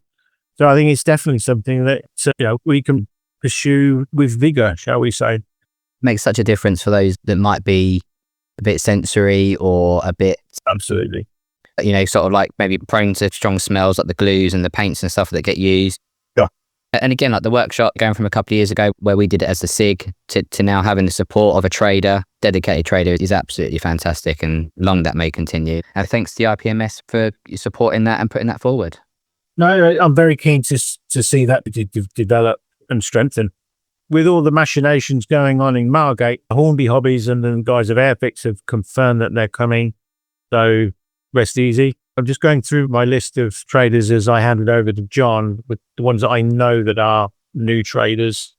We do have quite a few. So people like Floating World Designs. Have they the people that have just done the new aircraft stands? I think they may be. Oh, yes. Yes. Was that one with the F-14 at a joint angle or something like that? Yeah, it's that. Yeah, like the acrylic stands that sort of slot into each other. Yeah, brilliant. Yeah, I think they may be the one. We've got a company from China who I'm working on personally. Their official title is Shenzhen Stellite Technology Co. Limited. Steady, I think. Was it Steady? STEDI, if I remember rightly. Yeah, that's the very one. So they are trading. Got to do some background admin for them so they can get some visas, as you can imagine. Yeah. So they should be an interesting addition. Again, they're on the back of what we've done with Gundam. So, see how it all starts to evolve in terms of just trying to get something in. Very much so, but also there's the progression in the market of tools and paints, and as you were talking about earlier, the low odor stuff for the Gundam, which is now crossing over into the mainstream hobby, into the hobby. Yeah, and the pens as well, the paint pens and the panel liners, all of that stuff. But AK have picked those up, haven't they, in terms of, that's a good idea. Definitely. Okay, is there anything else that you need to, or you'd like to actually raise reference Telford for this year at this stage? Because one thing that we've already discussed with Andy Bryon, I don't know who's actually discussed it with you, is we would like to try and do something slightly different with regard to the judging. And at the point of virtually the judging being completed, is Andy and I are going to go around with the microphone and have a talk about some of how the judging's actually done without obviously being too specific, but also to get the winner just after they've come off from getting the handshake with yourself and getting a reaction from some of the winners at the time. Yes, no, it sounds like a cracking idea. It had been mooted before, I think, from yourself, if I remember rightly, to try and get something there. As long, of course, as the winner's not got a plane to catch. Yeah, that's true. That's true. Then again, you had to go to London last year for the Best in Show. Yes, that sounds like a good idea. Another thing that I'm trying to encourage the whole of the EC to explore is how we can approach sponsors. You mentioned the national champion. They were actually sponsored last year, which caught Paul out a little bit, if we're honest, because he didn't know. So they presented the national champion prize, so we've got to manage that a little bit better this year. Okay. But that's just an element of sponsorship. There are many facets of the show that we think we can encourage our sponsors to support us with, and anything we can do will be an added bonus. And Vincent Models for Sale supported the junior champion last year. Mm-hmm. I haven't had that conversation yet with him this year, but I'm sure he'll be amenable. Well, as we lead up to the show, obviously yourself, JT, and the rest of the team are more than welcome to actually jump back on with any updates, etc. But I think something that might be worthwhile is if you've got any of the trophies that still need sponsorship, have a think about coming on and actually talking about what you need, but also talking about the sponsors you have for some of the other trophies. Yeah, we're looking outside of just purely competition trophies. We've got a scope that we've already penciled in to look at how we can approach some better trophy sponsorship. I'm looking for, I don't know, let's have a think. How about sponsoring the hall? Mm-hmm. Those kinds of impacts. Yes. What's in it for them is our biggest challenge at the moment. But yeah, we're working on it. Okay, well, if you want to actually add in a conversation on the show, more than happy to actually help you guys out with that as well. Because most of the other companies are obviously going to be modelling related. But if anybody listening to this cast is, that's an idea, I'm interested in that, just approach. Yeah, no problem. Now, one thing that we did talk about with JT, and for disclosure, obviously you've picked up in the conversation, we recorded this on a separate day to when we had our conversation with JT. JT was yesterday and Rich is today, was the Sunday element. Saturday is normally the busier day, but Sunday has something which is reasonably unique. We did try to capture it last year, which I think we achieved in the show with the recording, but we're planning to actually have microphones in different places for this year, including one up on the actual mezzanine to get the better audio for the ceremony side of it. But if you want to just talk through what happens on a Sunday morning, Rich. Well, Sunday morning, I don't want to go through this without getting emotional. So yeah, the day starts as always on the Sunday show, just repeat practically of the Saturday morning until we get to about 5 to 11. And there is an open invitation to anybody that has served in any armed force globally. So if you're in the overseas section, please feel free to go up. Nobody needs a formal invitation to attend. Service is one of respect, and anybody that is on the gantry is treated equally, regardless of the service and the arm that you joined and participated in.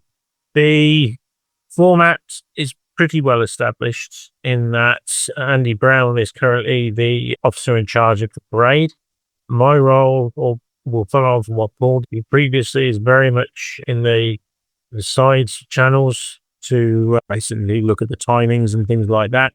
And I believe we have Bugler organised again, and it's an honour to be on that platform. And it's an experience that is difficult to explain when everything goes quiet. Yes. It's probably the largest gathering for a commemoration service, certainly in the Midlands, we've been told, possibly one of the largest in the country in terms of people on the ground going quiet for 2 minutes. Everybody should feel proud of honouring those. Sorry. I get it. We actually played out last year the halls going silent, the whole service, and then the noise afterwards. One thing we didn't play out was something that one of the microphones actually picked up, which was someone from overseas having a small or quiet word near to where Dan was stood with his microphone. And we ran it through AI to actually see what there was actually said. And they said, I can't imagine anyone in our country doing something like this. This is fantastic. As I said, we should be proud of what we achieved there. Yep, without question. Now, in terms of numbers, people quote numbers of people that attend that ceremony. Generally speaking, the attendance on Sunday is half that on Saturday, whatever you want to quote the numbers as being in total. Yep.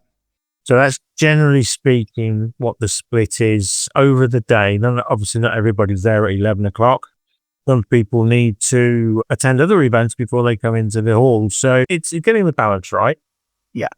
So if we took the total footfall at around number 6,000 people, then 2,000 will probably be in that hall, give or take. Yeah. That gives you an idea of the attendance at that ceremony. Yep, I fully get it. Now, I would suggest for any of the benchmates that are listening that don't like really crowded environments to think about going on the Sunday rather than the Saturday. It will give them a much better experience of the show without feeling quite so, I won't say hemmed in, but there is obviously a lot more people in the same area and it just can feel a little bit more cozy, shall we say. But you're still going to see the same models on the table. You're still going to see most of the same bargains around the traders. The experience is the same. And if you want to have a sing and dance with all the members of the exec after they've been suffering from the Saturday night performing with the banging head, you're more than welcome. I tell you what, that Saturday evening is an element that I have yet to get my head around because traditionally, President has to make a speech. Ooh. So look forward to it. Believe me, it won't be extensive. Fantastic. Okay, Rich, if there's anything else we can help with them in the lead up, more than welcome. And as I said to JT yesterday, we will have another show in the lead up, probably a month or so prior to the actual event taking place for updates with what traders we've got, etc., etc. But in the meantime, if there's any updates you want to actually just show across to us, or you just want to jump on for a part of the show for the IPMS dispatches, more than welcome. And anything we can do to help, we will. That's great. Thanks, Bryon. Appreciate it. Hi, guys, that you've joined in. Have you got any questions that you want to put? When does the competitions open up, Rich? Competition entries? I'm not really sure. It tends to be about August from memory. Yep.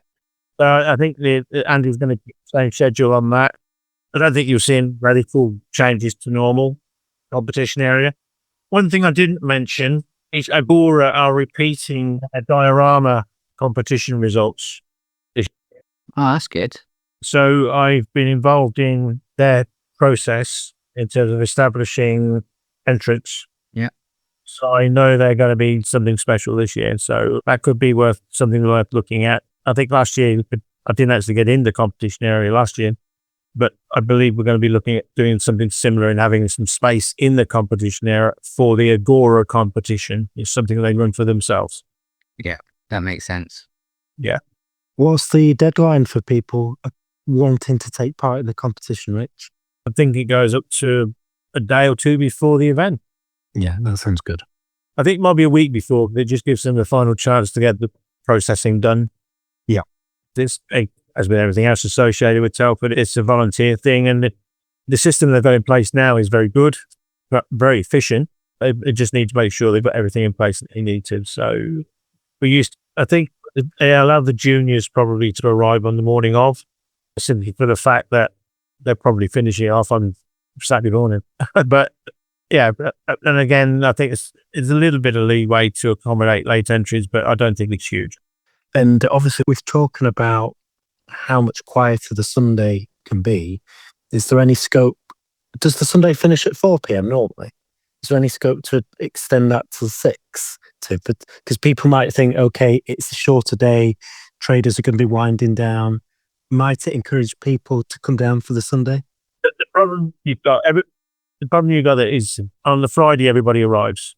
There's only a few that arrive on Saturday morning to set up, and they've got a really tight window of opportunity. Yeah.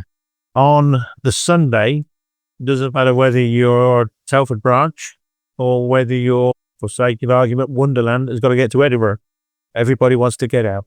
Hanging it on longer and longer and longer doesn't work for everybody. We got out the halls at 7:15 last year. So that's 3.25 hours after the end of the event. Yeah. 6 o'clock makes it 9:15. Yeah, it's a long old process, bearing in mind that the advance party arrives on Thursday evening, and it's a sure fact I have no intention of going to work on the Monday morning.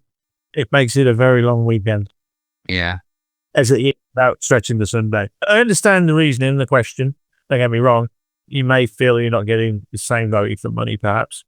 Because the other thing I was going to ask, Rich, is and I don't just think this about Telford, I think this about Bolton as well, is there any possibility of looking at, say, a discounted ticket for, let's say, if we're keeping it till 4, let's say you're entering from 1 p.m. onwards, would there be any scope of looking at, say, okay, to incentivize people coming through the door for those last few hours, you can get a ticket at, say, half price? Like a twilight ticket like they do on the old golf tees, eh? You know what happened last time we talked about golf? It cost you, was it around a 75 drinks, was it? I'm not going to confirm nor deny, but it was a very, very, very sore head the next day. But Rich, just to go back to the competitions. Yeah. Is there like a consideration for a competition entry fee? Is there a fee at the moment or not? There isn't a fee at the moment, but it is very much on the agenda. Okay. And the question is, what should that fee be? Now, some of the provincial shows do charge a nominal fee to enter a competition, which is indicative of what we may be considering. But there's a counter argument to suggest, well, if it's the show to win a prize at, maybe the entry fee should reflect that. So what fee do we set? If we set a fee, at what level does it start putting people off entering? Yeah. There are obviously a cohort within the modelling world that are very competition focused.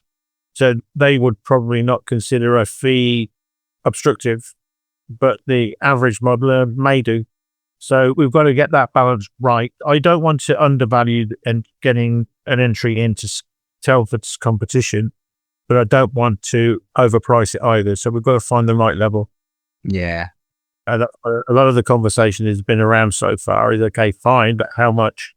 I don't think we've yet reached a conclusion that we're satisfied will work. And obviously, Andy will have a massive input into that. Yeah. Okay.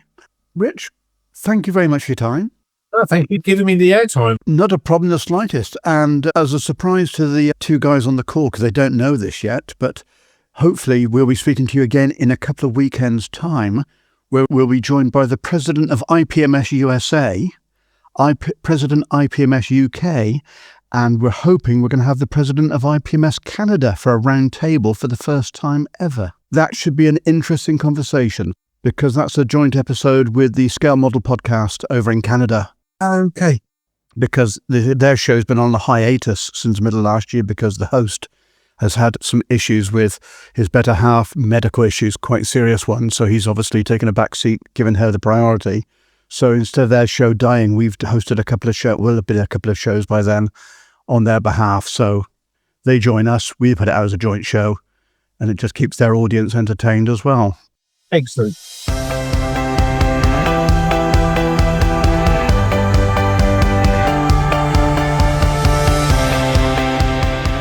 Fishkop Models, elevating scale modeling to an art form. Experience highly detailed 3D printed upgrade parts that bring true authenticity to your builds. Creators of the acclaimed Rolls-Royce Merlin engine set for both the Kotari Spitfire and the Dambusters set for the Border Models Avro Lancaster. For bespoke design and printing, our service is as precise as it is personal, all at a reasonable price. Please take a look at our products on www.fishkopcompany.de. Shipping is available for all of our products worldwide.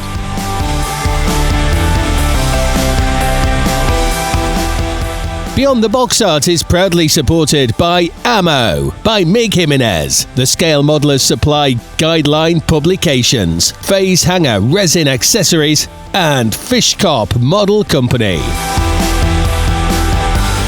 Wallets trembling, shelf space gone? Excellent! Here comes the latest wave of irresistible plastic temptation in the Stash Inflation Report.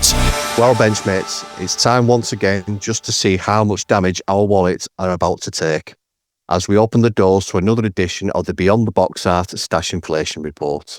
As always, I'll be covering everything with wings before handing over to Dan for the armour. Nevs will be taking the high seas and Shane will round everything off with the latest from the world of Gunpla and Mecha. So let's get stuck in. ICM are leading us off this week with a couple of cracking 1-48 releases. First up is the Sikorsky UH-60A Blackhawk fitted with the ESSS pylons and winter skis. It's a proper cold weather machine that should have a helicopter fans and diorama builders researching for the wallets. Sticking with 48th, ICM have also announced a new boxing of the Handy Page Hamden Operation Gardening. Celebrating those often overlooked RAF mine-laying missions, it's another great excuse to build one of RAF's most distinctive twin-engine bombers. RS models continue to champion the unusual with not one, but two new boxings of the Kyushu K-11W Eragiku, Japanese Navy trainer. Each comes with 3 decal options, and if, like me, you enjoy building aircraft that don't appear on every competition table, these are definitely worth a look. Talking of unusual, Sword have announced both halves of the mighty Grumman Guardian in 1-72nd scale. You've got the AF-2W Hunter and the AF-2S Killer, each supplied with 2 Korean War era US Navy schemes and masks included. Buy both and you get a complete Cold War anti-submarine package. If your wallet was feeling safe, IBG have decided otherwise. They have been seriously busy this month. There's a lovely 48 PZL M18B Domada firefighting aircraft, alongside 3 interesting 72nd scale releases. A Spitfire Mark 5B Tropical from North Africa, the Reconnaissance Spitfire PR Type G, and the Polish Air Force Sukhoi Su-20, complete with models Vit plastic, photo etch and comprehensive stencil sheet. RF Models have announced a pair of North American trainers in 72nd. The NA-57P2 arrives in both Luftwaffe and French Air Force Hawk markings, each complete with 4 decal options and masks. Now, if Edward announcing something people tend to pay attention, their latest weekend edition of the BF-109 F4 gives you 4 marking options, but it's the forthcoming 1-32nd P51B Mustang that is grabbing all the headlines. 5 colour schemes, masks, photo etch, and an astonishing amount of mandatory 3D printed detail, including the cockpit, wheelbase, exhausts, wheels, and gun barrels. No plastic alternatives here. Edward are clear, embracing the future. Armour Hobby continued their excellent run with another Curtis Hawk 81A2 Flying Tigers boxing in 72nd scale. 3 classic sharp mouth schemes, and honestly, who doesn't like a flying tiger? The opposite end of the size spectrum, Brengun have released 144th DG1000 glider, alongside the equally diminutive Dornier D4335 Perfale. Small kits, but potentially a big dent in the stash. AMP are going large with a 32nd scale Hughes OH6 Cayuse Trophy Pack. Vietnam helicopter fans have been asking for something like this for years, so I suspect this one is going to prove rather popular. Over at Special Hobby, there is another bumper release scheduled. The new tool 1-48 Booker Bestman features new fuselage molds, engine options, photo etch and 3D printed parts. There is a seriously well-equipped AT-6 Texan Little Warrior high-tech kit in 72nd scale, packed with resin, etch and 6 combat schemes. And finally, they produced a fascinating Ju-87D Stuka, combat and captured, allowing you to build Luftwaffe, Italian, RAF, captured or US Air Force captured aircraft in the same boxing. KP clearly aren't finished with the Shiragiku either. They've announced 3 separate 1-72nd variants, all including 3D printed engines and masks, covering the K11W1, the Kyushu K11W1, and early and later K11W2. Airliner fans haven't been forgotten either.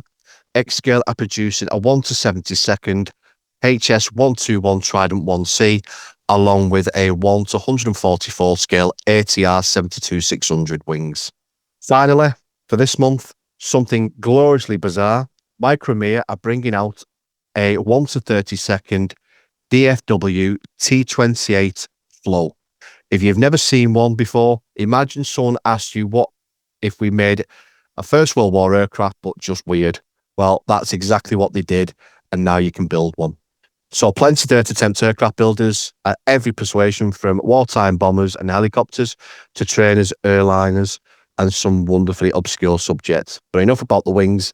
Dan, over to you. What delights have the armour manufacturers lined up for us this week?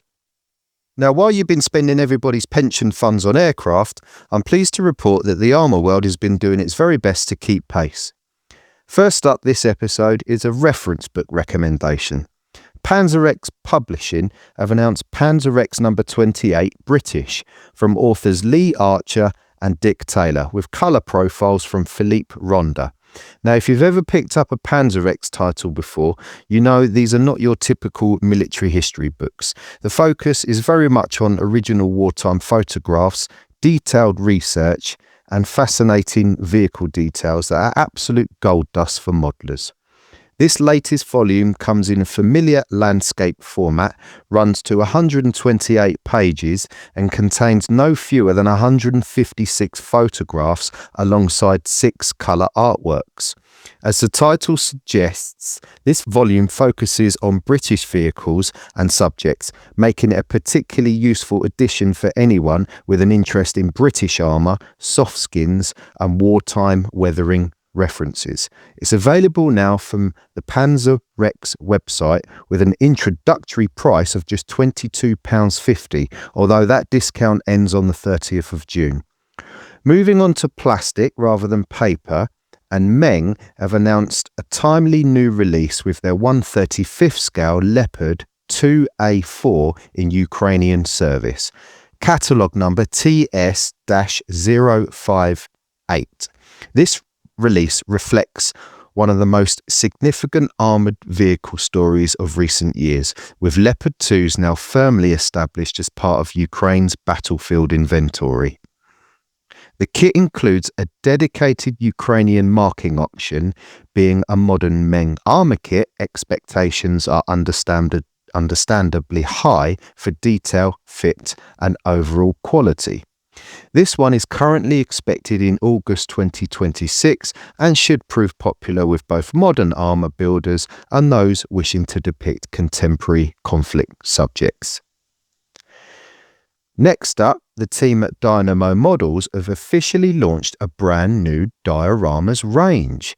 Launching initially in 1/35th scale, the range already includes 6 different resin diorama bases designed specifically to showcase vehicles, figures, and small vignette scenes. The castings appear to carry the same level of detail we've come to expect from Dynamo's figure range, and the company has already confirmed that this is just the beginning, with additional scenery pieces, buildings, accessories, and historical settings already under development. And don't worry, I have hinted to them to do some 148 stuff too. A welcome addition from a company doing great things. And finally, a little bit of industry intelligence for you. Chris Meddings from ITA3, or Inside the Armour, has confirmed to us that upgrade sets are already in development for newly released Airfix Alvis F03 Saracen Mark V. Any of the new tool post-war military vehicle releases from Airfix always seem to generate huge amounts of interest, and it won't surprise anyone that the aftermarket manufacturers are already looking at ways to have even more detail. No firm release dates just yet, but if you're planning to add the new Saracen to your stash, it may be worth keeping a little room in the budget for whatever Chris and the team have coming down the line. And that's all from the world of armour for this episode. Now I'm going to hand over to Nevs, who has once again emerged from the dockyards carrying enough naval releases to sink a reasonably sized destroyer. Take it away, mate. Thanks, Dan. Well, benchmates, if you thought your stash was already taking on water, I've got plenty here that will happily sink what's left of your bank balance. Starting with a brand I've spoken about before on the pod, Model Bow Ray are about to let their latest kit out of dry dock, and this is a special one. We are about to get the SMS Ostfriedland, in 1:700 scale. Model Bauray have given this long-awaited release much hype, and rightly so. Ostfriedland was the second member of the Helgoland class of German dreadnoughts, following hot on the heels of the Nassau, with improved 12-inch guns, retained in the interesting hexagonal 6-turret layout. Ostfriedland survived the war and was ceded to the United States as a war trophy in 1920. I think it is a great idea that Model Bauray have decided not to go for the lead ship in the class, enabling them to take a unique ship and run with it. Looking at the half-built Nassau currently sat on my workbench, I am genuinely excited about this release.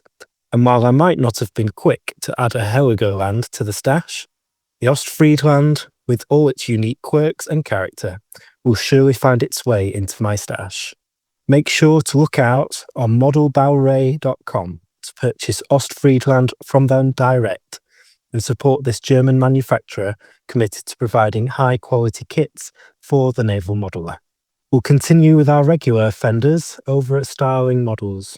Their latest release is in 1:700 scale with HMS Caesar, the first of 4 planned C-class wartime emergency destroyers that Starling have announced. As we've come to expect, this is a beautifully detailed waterline kit, packed with fine detail throughout. Of course, quality doesn't come cheap, and in the UK, you're looking at around £40 for this one. But if you've built Starling kits before, you'll know exactly where that money has gone. Supporting your growing Royal Navy fleet are new 3D printed Supermarine Walrus float planes, available in both 1:700 and 1:600 scale. They're also releasing twin-mounted Oerlikon 20mm guns in both scales. Officially, these represent the post-war British installations, but at this size, they look absolutely at home on Lake War Royal Navy and even US Navy ships in the Pacific. They're affordable little upgrade sets that will undoubtedly find their way into plenty of projects. Moving up in size, Verifier have announced what could be one of the naval releases of the year. A brand new 1:350th scale USS North Carolina, the famous BB-55. This will arrive in 2 versions, a standard boxing and a deluxe edition which, judging by Verifier's previous releases, will probably be absolutely packed with photo etch, turned metal barrels, and possibly even 3D printed upgrades. The real North Carolina earned herself legendary status during the Battle of the Eastern Solomons in August of 1942. Her anti-aircraft barrage was so intense that for around 7 minutes, the admiral aboard USS Enterprise genuinely believed she was on fire, simply because of the enormous volume of smoke pouring from her guns as she engaged incoming Japanese aircraft. It's a wonderful piece of naval history, and if Verifier maintain the standards of their previous kits, this promises to be an outstanding release. Staying with 1:350th scale, Ukrainian manufacturer Spala continue expanding their ever-growing range of Bismarck upgrade sets. The latest additions include the distinctive bow breakwaters, together with replacement masts covering the bridge structure, main mast, and the aft radar tower. These upgrades just keep coming, and if you've got a Revel Bismarck quietly sitting somewhere on your shelf of doom, well, it's becoming harder and harder to ignore. Now here's a manufacturer we haven't talked about before on Beyond the Box Art, Ni Omega, better known for resin cockpit upgrades and ejector seats, have dipped their toe into the maritime world with a rather charming 1:350th scale Ocean Class Steam Drifter from 1917. It's a 3D printed resin full hull kit made up of around 21 parts, and it can be built as either a civilian fishing vessel or a wartime patrol craft. One feature I'm particularly interested to see is how they've produced the resin aft sail. If painted well, it could become a really eye-catching centerpiece and offer something genuinely different from the usual destroyers, cruisers, and battleships that dominate most naval collections. Now, this stash report wouldn't be complete without discussing the elephant in the room, The Lonely Queen of the North, the epic Tirpitz being released by Trumpeter in the equally awe-striking 1 to 200th scale. Trumpeter first released Tirpitz's younger sister Bismarck in 2012, which came with a one-piece lower and main hull and a one-piece main deck. Expect over 1,800 plastic parts. It will be longer than a family TV once completed, and complemented by 4 Arado aircraft. This is Tirpitz Reborn, not just as a commemorative build, but as a statement piece. The kit is expected to release in October 2026, and if Tirpitz wasn't easy on the eye already, the box art looks exquisite too, depicting the German giant in a splinter grey and blue camouflage. And finally, something for those who enjoy building dioramas. Mini Art are releasing a set of 1 to 35th scale small wooden boats. These are injection moulded, with the hull produced as a single piece, making construction nice and straightforward. The box includes 2 identical boats, complete with oars and seating, making them ideal additions to river crossings, harbours, dockyards, or pretty much any waterside scene. They'll pair perfectly with the growing range of Mini Art 1 to 35th diorama accessories, and should prove popular with military modelers looking to add that extra bit of life to a display. So there we are. Whether you're building tiny destroyers, mighty battleships, First World War drifters, or simply looking for somewhere to park a rowing boat, there's certainly plenty arriving to keep maritime modelers busy, and your wallets considerably lighter. Now then, before I do any more financial damage, let's head over to the world of Gunpla and science fiction modelling. Shane, over to you. Thanks, Nevs. Right then, Benchmates. Let's finish off the edition of the Stash Inflation Report by heading into the wonderful world of Gunpla, Mecha, and all things giant robots. Because apparently, our wallets haven't suffered quite enough already. First up, we've got something a little different, from Chinese manufacturer Yili Shangwang. And if I butchered that pronunciation, I sincerely apologise. Their latest release is the Ultra Force UBF M01 Huanlin Shen, inspired by the Chinese sci-fi animation Ultra Beast Force. Now, this fully articulated kit stands at around 22 centimeters tall once assembled, and combines futuristic mechanical armor with design influences from the legendary Quinlin, which is a mythical creature symbolizing strength and protection. It's certainly got a unique look that stands out from the usual Gundam-inspired designs. And if you're after something a little different for the display cabinet, this could well be worth a look. Now that's due in August and should come in at around £35. Next up, Good Smile Company continue their excellent Modeloid range, this time with the Testarossa, the Vermilion Knight from the Legend of Heroes, Trails of Cold Steel. Now if you're a fan of the RPG series, you'll instantly recognise this as one of the legendary 7 Divine Knights. Standing at 18 centimeters tall, this kit uses coloured runners, clear parts, several pre-painted components, meaning that you can achieve a really impressive finish straight out of the box without reaching for that paint rack. Now that one arrives in December for around £45. Now, if you're more of a Code Geass fan, Premium Bandai have announced the HG 1/35th scale Xi Artemis from Rose of the Recapture. One of the clever features here is its ability to transform into its streamlined fortress mode, using a dedicated replacement frame that keeps everything nice and solid once converted. As you'd expect from Bandai, engineering looks typically impressive. Now that one's due in July, and an expected price of around £50. Finally, this month, Hasegawa are celebrating the 30th anniversary of the Virtual On franchise, with a welcome re-release of the 1100 VR 747 Temjin Type A8, the Order of the White Rainbow. Now, this classic mecha still looks every bit as futuristic today as it did when it first appeared. Standing at just under 17 centimeters tall, It's a fantastic opportunity for anyone who missed it first time round, or for those that simply fancy adding a bit of mecha history to the collection. That's expected in September at around £35, and I suspect it'll prove pretty popular. And that's it for this edition of the Stash Inflation Report. As always, let us know what you've been adding to your stash, or perhaps more importantly, what you've been trying to hide from the other half.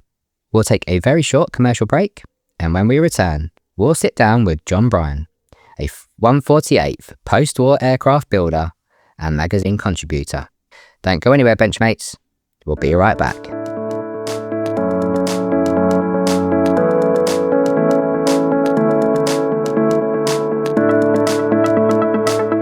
Head over to modelpodcast.com and explore the best modelling podcasts available today. A worldwide podcast hub curated by Stuart Clark from the Scale Model Podcast.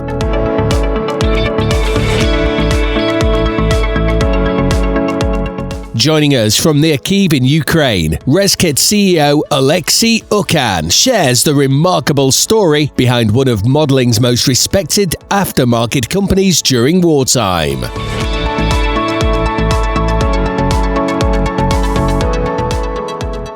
Right then, so for this portion of the show, we're going to have a conversation with John Bryon, scale modeler extraordinaire, 148th guru, writer for guideline publications on numerous subjects and other MIME publications, I'm sure, as well.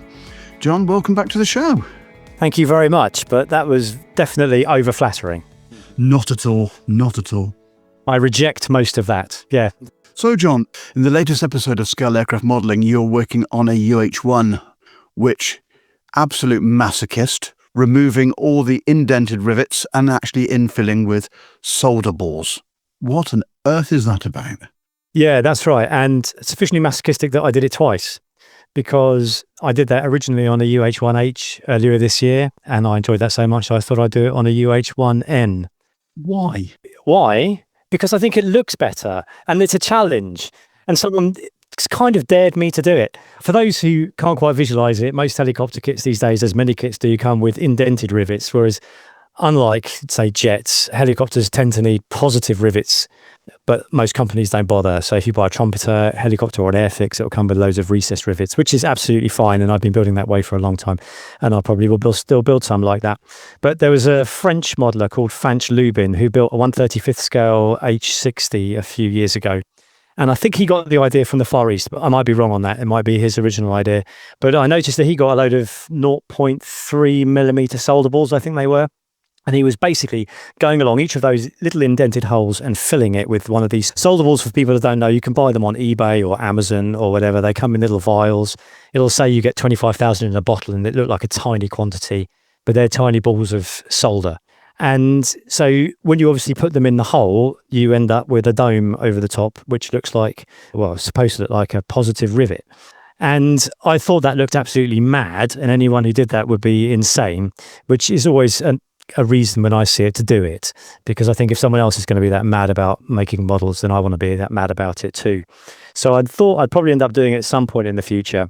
But then last October, I was at SMC, and I chatting to a chap called Andy Evans, who's a British modeller, part of the Four Corners Modelling Club. And he was doing the same thing as Fanch Lubin on another H60, again in the same scale. And he was showing it to me and said it's not really that difficult, and it's very therapeutic, and you can get it done a lot more quickly than it appears. So I kind of felt guilted into it by him, really, to actually give it a go. And so when I started these Hueys, I thought it was an ideal opportunity. The only problem is, obviously, I'm working in 1/48th, which is a bit smaller than 1/35th. And 0.3 millimeters does look a bit massive. So I went all the way down to 0.2, which is still way over scale. I mean, I think it gives you rivets that are like 1 centimeter in real life. And they do look to overscale on the model. But then, in my opinion, almost all surface detail is overscale in 1/48th. So it's more an effect. And yeah, it's great. I highly recommend it. Anyone should do it. Okay, and you use a rather unusual adhesive. Yeah, Andy introduced me to using Johnson's Clear, which I appreciate it's not that easy to get anymore. I've got a couple of bottles, and I'm sure there are other alternatives available at basically the same product. But yeah, just to keep it fresh, a tiny, using the smallest brush that I've got that I'm happy to waste on Johnson's Clear, and tiny little drop in the hole, pick up one of these balls with the brush, and they kind of wick in. It's quite magical to watch, really. Okay, so first tip is obviously Johnson's Clear. So those that don't know, it is basically a floor polish. Wax or something like that. Yeah, it's like a clear acrylic. It's quite thin. So how hardy or durable is it when you're actually handling your model? Yeah, you have to watch that. And I am very, very careful. It will stand up to some masking, but obviously if you do a lot of handling, you risk rubbing the paint off because it doesn't stick that well to metal, even with a metal primer. And under masking, I lost a couple which I could replace easily enough, but I was pleasantly surprised. It was more durable than I thought, but then I went in with very low expectations. Okay.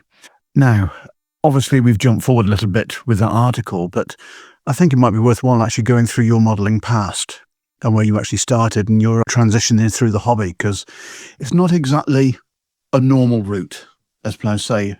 Well, and in some ways it is. Do I need to talk like a machine gun? Because I think everyone's going to leave for the football in about 5 minutes. Isn't that right? 8 minutes, but no, it's... Yeah. Football? What's that? Brownie, I don't intend to watch it. I'll just carry on with you.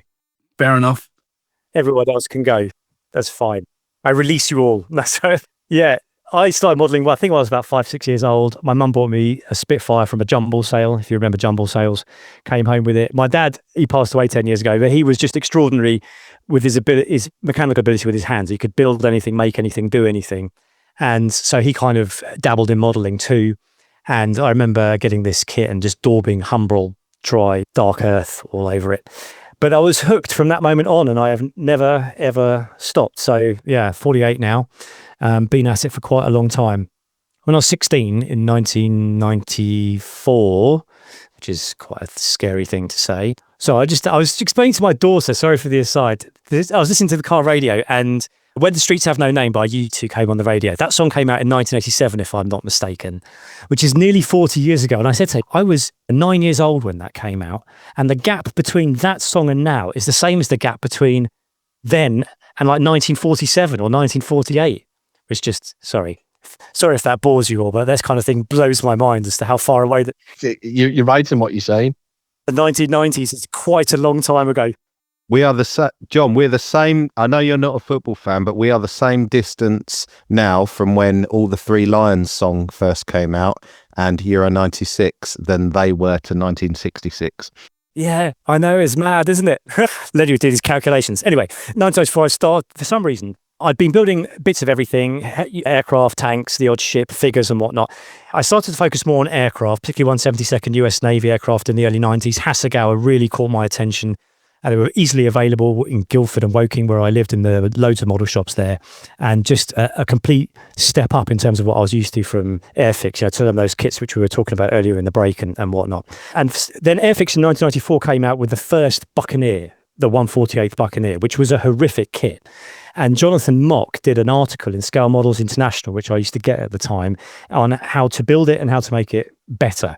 And I thought that it looks difficult, but that looks great. Obviously, it's just after the Gulf War. It's in pink. It's been on the news a lot, lots of resonance with a young teenager at the time.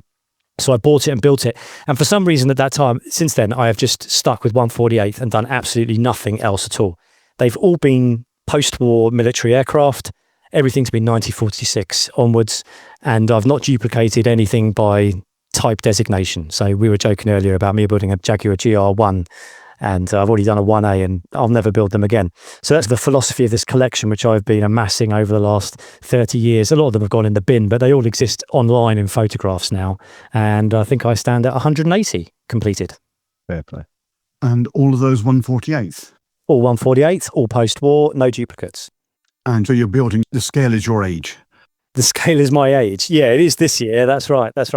Last year's days. I mean, as the way my building philosophy has changed or evolved over time, and Chris Meddings had me on his podcast last year to explain that more if anyone's interested. I can't imagine why you would be, but if you are, he's got a good podcast.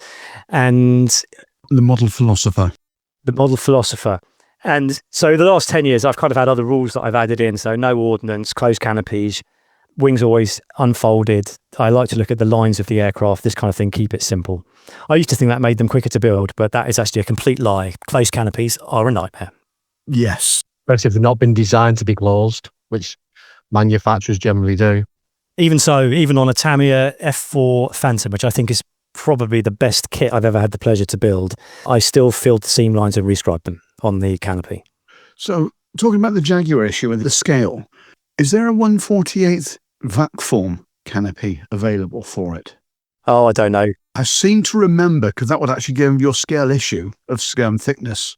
The idea of dealing with vac form open canopies, Brownie, Falcon Aviation used to do one for the old Airfix Jaguar, but would it be the same size? Because obviously that was produced, yeah. What, in the 80s, early 90s? That ship has sailed for vac form canopies. I'll do it if I absolutely have to, but yeah. Sorry, Brownie. I'm going to leave that one alone. Not a problem. It's just a thought. With people looking at scale and the details that we're looking at for canopy frames and things of that nature these days, there must be a market for a decent canopy because, as you say, the ones in the kit are obviously over thickness in comparison to the frames they're actually molded in. Everyone's going down the detail route for the undercarriage and everything of that nature, but no one's really looked at refreshing the canopy. And I'm just thinking, yeah. Well, it's so difficult. I mean, I raised this up before. I think the Plastic Model Mojo guys asked this question, why is 3D printing for armor kind of going leaps and bounds, whereas 3D printing for aircraft kits, for whole kits, is actually quite uncommon, or it is growing. But I think the clear parts is a really hard problem to solve. People are 3D printing in clear, and I had the misfortune to buy some TT Modelworks A1 Sky Raiders earlier this year, which come with horrendous 3D printed clear parts, which I have bought Falcon vac form replacements, which I'll try and adapt for the old Matchbox kit. But the clear parts, vac form is a horrible material to work with for canopies. Blending them in is a nightmare. And what other options do you got? You can do cast resin, obviously, and Halberd Models are doing that, and they're beautiful. And there's Aerocraft, aren't they, up in Scotland? Also, is it Scotland? I've got some of their clear resin canopies, really nice, pretty labour intensive as I understand it. And, you have to do quite a lot of work to get a fairly small number of items, I think. So I just think it's a really difficult, I think that's what makes aircraft modelling not difficult. There's that argument about it's not about difficult, but the clear parts are a challenge. Yes. Unfortunately, they always will be.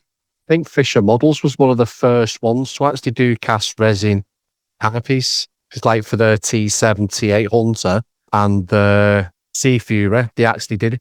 And to be honest, I think that when you look at the cast resin ones, they're a lot thinner than the ones you get in the Rebel kit. Yeah, they can be pretty strong and flexible as well, if they get them right. The Halberd Models one, which I used on the Mauler, that was pretty flexible, pretty strong, pretty robust. You could really kick it about a bit. John, can I just ask, is the canopies closed thing rolling back to what you said about you like to enjoy the lines of the aircraft? Is that why? Or yeah, is it because, I don't know, why canopy? Or is it because that's how most aircraft sit on a hard stand with the canopy closed? They don't all sit there with it open? No, I don't really have any interest in what they look like in real life. Right, okay, yeah. Oddly enough for a modeller. I notice obviously that the vast majority of modelers do model them open. And people consider the cockpit to be kind of the focal point of the model. And I say that's true for myself. Would you kind of gravitate towards looking into that open thing? Yeah, it is your first look, yeah. But I kind of started thinking for a while that actually this is just becoming a habit that I've picked up. I don't really like the way that it looks. If I could, I would make all of my models in flight. Funnily enough, that was what I was thinking of asking you a little bit later on. Have you ever considered doing that? That's how they're meant to look, and they look fantastic. I built a Spitfire Mark 8 earlier this year, and when I have it balanced on the stand, there's no landing gear on it, you just think it looks like it's flying, and it looks amazing. And then I've got to put it on undercarriage, and it sits nose up, and then you lose any sense of that grace of it cutting through the air. In my view, for the way I do things, it's just impractical to display them, to make them in flight. So I have to live with what I've got. But closed canopies, that's why I want the wings down if they've got folding wings, on a Navy aircraft. I tend to want control surfaces neutral unless flaps were down. Things like that. I just like the way it looks. I don't like open panels, don't like open refueling ports, all that kind of stuff. That's why I don't put bombs on them as well. No, I was just saying that's a really interesting outlook because, I feel... Yeah, so it is an aesthetic choice and it does come back to bite me. I wonder if it's the same as an armor modeler. I tend to close everything up, and unless I would never, probably at this stage, I would probably not scratch build an interior. If it's a rye field and it's got a full interior, I'd probably go, right, it's got it, so I'm doing it. But I tend to want to close everything up Yeah. I mean, that But then that's not a lined thing. So, but there's a couple of things there. I think one is there's that old adage of, at least I know it's there. Do I bother putting much effort into the cockpit? Well, since I started publishing stuff online and then in magazines, I do put as much effort into the cockpit as if I was going to open it. It doesn't make any difference and photograph it. And I quite enjoy it now. I used to hate it, and now I love making instrument panels. You kind of grow to like things just by doing them a lot of the time. They also look fantastic as well, John, to be fair. Yeah, thank you. The detail is unbelievable. And again, he's mentioned just there, you're not going to see it because you're covering it over, but you have a reference. And for those listeners, head over to your website because you can see all of that effort that doesn't go to waste because you've taken the time to record it and reference it, and it will never be forgotten. Yeah. It's incredible detail that you put in. Thank you. So, yeah, well done. But it is an aesthetic choice, but I think sometimes it comes back to bite me a little bit. I was at SMC in October, as I said earlier, and that was my second year. The first year I'd gone into standard class in aircraft modelling in 148th, and I was fortunate enough to win a gold medal. The downside of that means you can't enter that class again. You have to then go into the masters category. And I don't consider myself a masters level modeller at all. I just want to bumble along in standard. So I went in with that, but I didn't place in any medals. And I asked for some feedback from two of the judges who are wonderful people, very gracious with their time, and I hugely respect their modelling. But their feedback, interestingly, wasn't to do with my techniques or execution. They had no criticisms on that. It was all to do with you've closed the canopy, you've left the wings unfolded, you've not put any bombs on it, you've not put any remove before flight tags on it. All these kind of decisions, which I was thinking, well, that's interesting because those are improvements which I'm not going to make because I don't want to make that model. I don't want to make the model like that. I want to make the model the way that I've made it. And I'll absolutely take criticism for failings in its construction and paint and all that kind of stuff, definitely. But it seems a bit pointless to tell me that you want me to build a different model. And maybe, sorry, I don't mean to sound difficult in that, but I just thought that's an interesting thing. So part of the joy of what I'm doing now is this guy's asked me to open the canopy on this model. It gives me a chance to do it and see what that looks like. The only issue I have with open canopies is the cleaning and the maintenance of them because it's so hard, especially on Phantoms. It's so hard to get rid of the dust because dust naturally occurs anyway. That's why I prefer having, but again, Phantoms, to have the canopies closed on them is just a bit of a... Now, Hasegawa in the 48 scale used to give you 2 canopy sets, a full one and one that you could open, but even the full one wouldn't close. It wouldn't fully butt up, and then you'd have gaps at the back or at the front. But over time, doesn't matter how good you are at cleaning in with a Tamiya anti-static brush or anything else like that, you'll get dust accumulating in that cockpit, and it looks like it's been sat there. I would rather have them closed, but like you say, you go to a Yeah. Well, the worst thing is if obviously you install them, you mask them up, you paint, and then you don't know what it looks like until the very end. I've built 11 Hasegawa Phantoms, not all of them with canopies closed. And then you get to removing the masking. And if there's a problem, it's too late by then. Occasionally you get a bit of misting on the inside and it's not paint. It's like some kind of, like a condensate, which is there. Or something just creeps in, or a bit of dust or a bit of swarf, which somehow got in elsewhere. And that's it. You can't do anything by that point. Everything's closed up. I mean, you can rip them off and reinstall them, but there's no way I'm doing that. No, I use MIG Ammo Ultra Glue and I just put a few dobs on. Yeah. Put the canopy into place and then mask it, paint it. And then if there is, I can obviously just peel it back, give it a bit of a cleaning on the inside and just re-glue. There's probably wisdom in that because I'm too much of a masochist and I fill everything with super glue and rescribe it. And then it's well and truly. Well, super glue has its issues as well because if you use super glue, the fumes of it can react with the plastic on the inside, which I've always struggled with. Yeah, I glue them on with Tamiya extra thin and then I fill the outside with super glue. But there's this stuff which is Deluxe Materials Rocket Odorless. Oh, it's not showing up on my camera. Anyway, the problem is, right, you'll say it works and then you'll try it and it doesn't work. But I've had good luck with this not fogging anything so far. And you use it at your own risk. Don't say that I told you it was never fog. But no, to be honest, I've been using UV resin glue. Yeah. Because it just dries clear.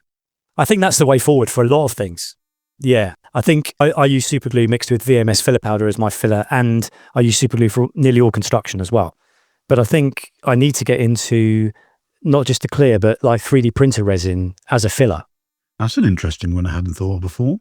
Yeah, people are definitely doing that. Okay. Because you set it, if you put UV to it, it sets instantly. You're not having to wait and everything else. And if you can get it right in a gap on a panel line and mask it off and fill it in, and then hit it with UV, peel it back, it should be flush. Right. And you don't have the issues with superglue does have any. Superglue can be hard, superglue can fog or go cloudy. Superglue is very sticky, which is really annoying. And it'll go off when you don't want it to go off. That's right. Whereas with the resin, you wait until you put the light on it. Yeah, I mean, the kids at the Little Port show, that's what they were using for building that 109. Young Callum had some. And literally it was done just there and then. It's incredible stuff. Where did they get that from? Because that wasn't in our box of tricks. No, that wasn't. But nor was the model either. But because that's the one I got stitched up for. Oh, I see. You bought your own. Well, yeah. A bit like going to a restaurant when you take your own wine. The kids bought their own model. Very good. Yeah, exactly. Yeah. But no, that Callum had some on him because he was, they're quite often, the boys will sit there building a model whilst at a show. And I saw it in action and I was taken back. I thought it was brilliant stuff. And no marks and instant once you get the little light on it because he had a little portable UV light and job done. Brilliant. So which glue or resin was he using? The stuff that Boulder's just put out there. The clear stuff? What manufacturer have you got there? Which one's that? Do you know what, John? I got this off Amazon. It cost me about 11 quid. It's called Decaro. Okay. Clear and strong UV resin glue, bonding, joining and welding. And it's odorless and anti-yellowing. So obviously it does. Because I've got some and I've used some, but I have a trouble with mine. And when I hit it with the UV light, it still leaves, even though it goes hard, there's like a really thin layer or film of liquid over it. So either I've got the wrong kind of torch. And that's why I'm always asking around to see what other stuff people are using. Upgrade your UV torch to try and get a more powerful one and then hit it with a high intensity. And it's probably just because it's doing the outside and it's not curing the inside. So obviously it might just be seeping out. That's exactly what happened with me. Yeah, okay. That's why with there's a lot of model manufacturers that are doing, and I'm not going to name them, I've produced resin aircraft and then with resin undercarriage. And then after you've built them and you've sat them down, now obviously they're quite heavy. And then the resin undercarriage has just gone like that, like a banana, because it's not been fully cured in the center. And to rectify that, people have been drilling it out, getting rid of the gubbins and UV in it, and then sticking a brass rod through to keep it rigid. Yeah. Well, ResKit, who were on our last show, they've now started producing their undercarriage 148A10 set, which is basically a brass rod, which you put the 3D printed parts onto to actually keep the shape. I've got that set from 148. I will only use a 3D undercarriage now if it's got metal rod reinforcement. And some of the better ones will tend to come where it replicates the oleo as well. So it'd be like one piece of aluminium tubing that goes all the way up. I wish somebody would just do an ME262 front undercarriage correctly. Sorry, which one? The ME262, because every manufacturer you look, the suspension is not compressed down for it to be sat on the ground. It seems to be extended, which it shouldn't be. So if you was going to do it in flight, as in just taking off with the back wheel staying. Yeah, I understand what you mean. It's got no weight on it. There's no weight on it, but it seems to be every manufacturer, when they're producing it as a kit version, that they've done it as it's extended. It's not compressed, like it's got weight on it. I'll have to pay attention to that. I've got a Hobby Boss one to build one day, so I will bear that in mind. That is the best 48 one on the market. The Hobby Boss ME262s are absolutely superb. Yeah, so I understand. I'll make it as an aero, what is it, a C92 or something like that? The Czechoslovakian one. Yes. The Czechoslovakian one. Of which, really useless little fact, but in the centre of the nacelle for the 262, you'll see a little D handle, which was to actually start the petrol motor to start spinning the blades. So it's literally a pull like the old lawnmowers. Like a lawnmower? Yes, in the centre of the nacelle. And a lot of people miss that off. I never knew that, because I always thought they had the cartridges to fire off to spin the turbine. No. Now, there's something I did not know that I now know, which is going into the arsenal of knowledge, which is very useful. Every day's a learning day. Absolutely, mate. Absolutely. And for those who couldn't understand the Scouse, that was Arsenal, he said. I'm not one. I am not Scouse. You keep going on that I'm Scouse. Oh, dear. Yeah, I was getting a bit confused by that, but you probably are confusing quite a lot of American listeners into thinking that he is Scouse. No, apparently I'm Scottish, according to the Americans, Rob Rev, yes. Yeah, I heard. Yeah. is what I'm going to be called from now on. Bargain McBoulders. Anyway, going back to your conversation reference canopies, the Mauler. Yeah. That was a nice open canopy on that unfinished model. Yeah, so Halberd Models, as I said earlier, small Ukrainian company, and the guy's been messaging me recently, really nice chap, Andre, and he was explaining, because I had some troubles with that model. I got an extremely early moulding. I ordered it on the day that it was released, and then it came quickly, and then they had some problems, and there was a gap, and people didn't get them. So the fuselage, I had some trouble getting together as it came from the box. It needed a decent amount of clamping and glue. He said that was due to some issues they had early on. So if you've got one, subsequent boxings were improved. But the issue with the canopy, he said, was that they made a mistake with the master for the buck for the moulding, and it ended up too small. So they're aware that you can't fit the canopy closed. So, hey, you just have to suck it up. I mean, I never expected to be able to build a model of that kit, of that aircraft in my lifetime. There's no way anyone's going to make a 1/48 scale Martin Mauler. No one's ever heard of it. Disaster of an airplane, but absolutely fascinating. I mean, it is absolutely huge. It's much, much bigger than a Sky Raider, for example. And that's on resin undercarriage, but he's impregnated metal into it. I will bring it to Telford, but whether it survives the M6 and M52 or whatever it is through Birmingham, I don't know. Good luck with that, especially with the joints in the motorway. Yeah, I know. The stress of driving that motorway to and from Telford. Yes, I get that. It's a bit of a mad concoction, that one, isn't it? 'Cause it's got a bit of a P-47, bit of a Bearcat, bit of a Sky Raider. It's a very unusual aircraft. Yeah, it's huge. It's got a lovely spinner. And obviously, if you like hanging bombs off it, you can really go to town with it. I think it holds an unofficial record for the heaviest payload from a single engine prop aircraft off a carrier or off a runway. Something like that.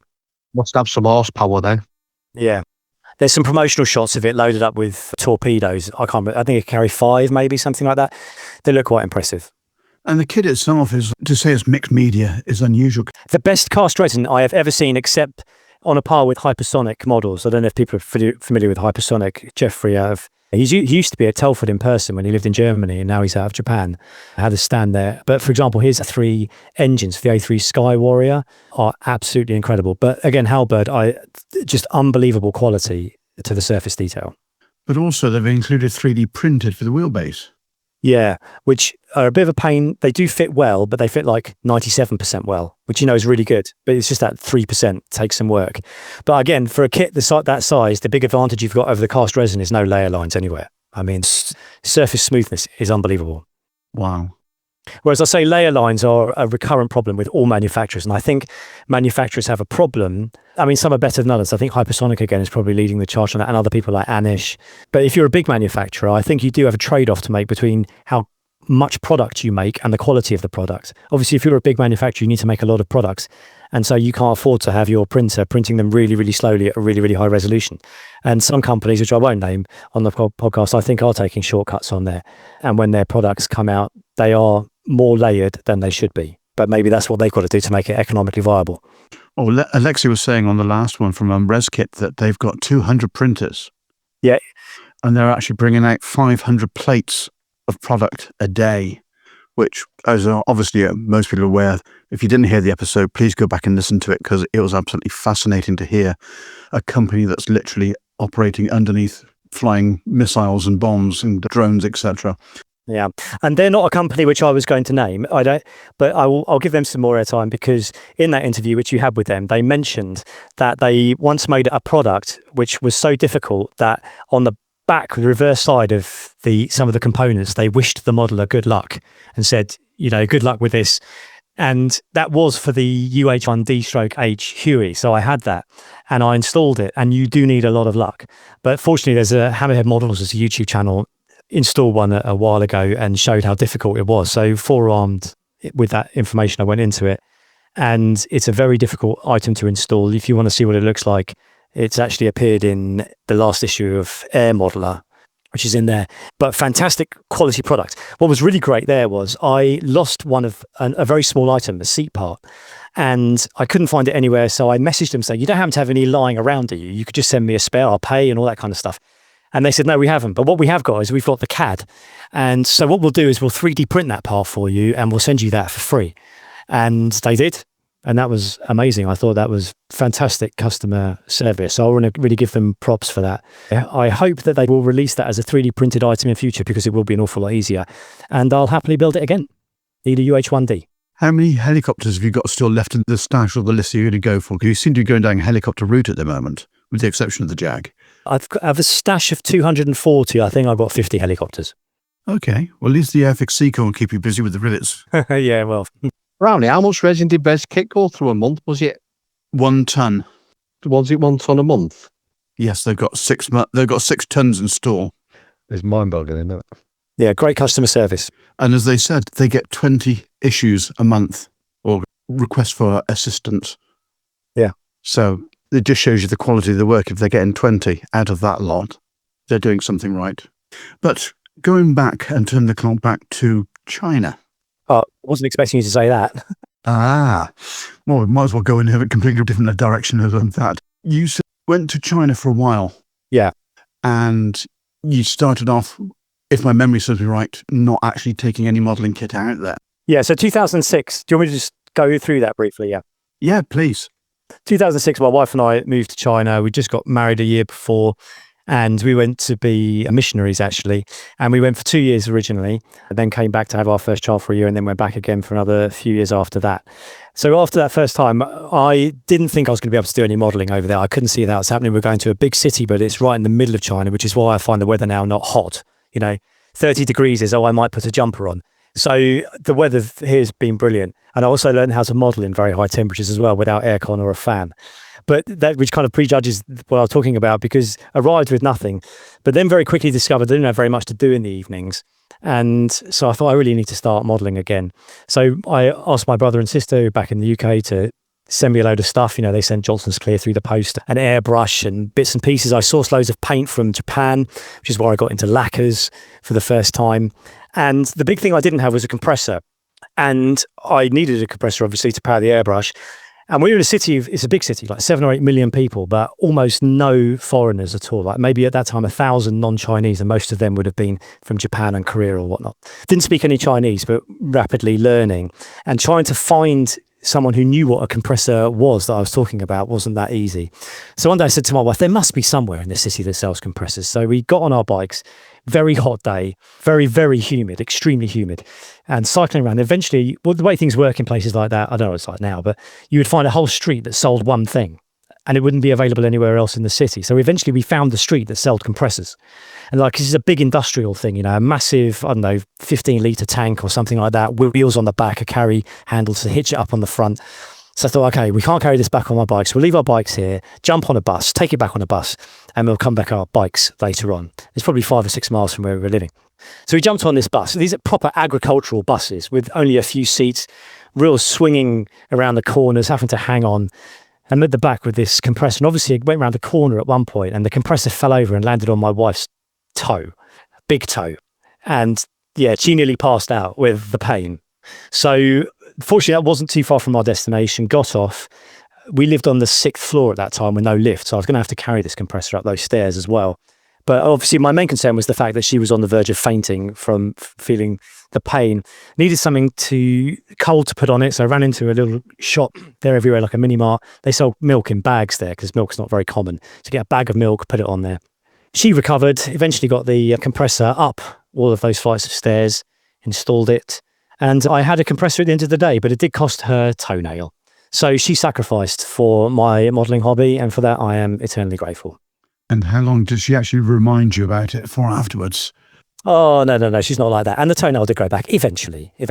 Okay, so you said you actually discovered lacquers when you're out there. What do you use these days for painting? Yeah, Mr. Colour is what I started on.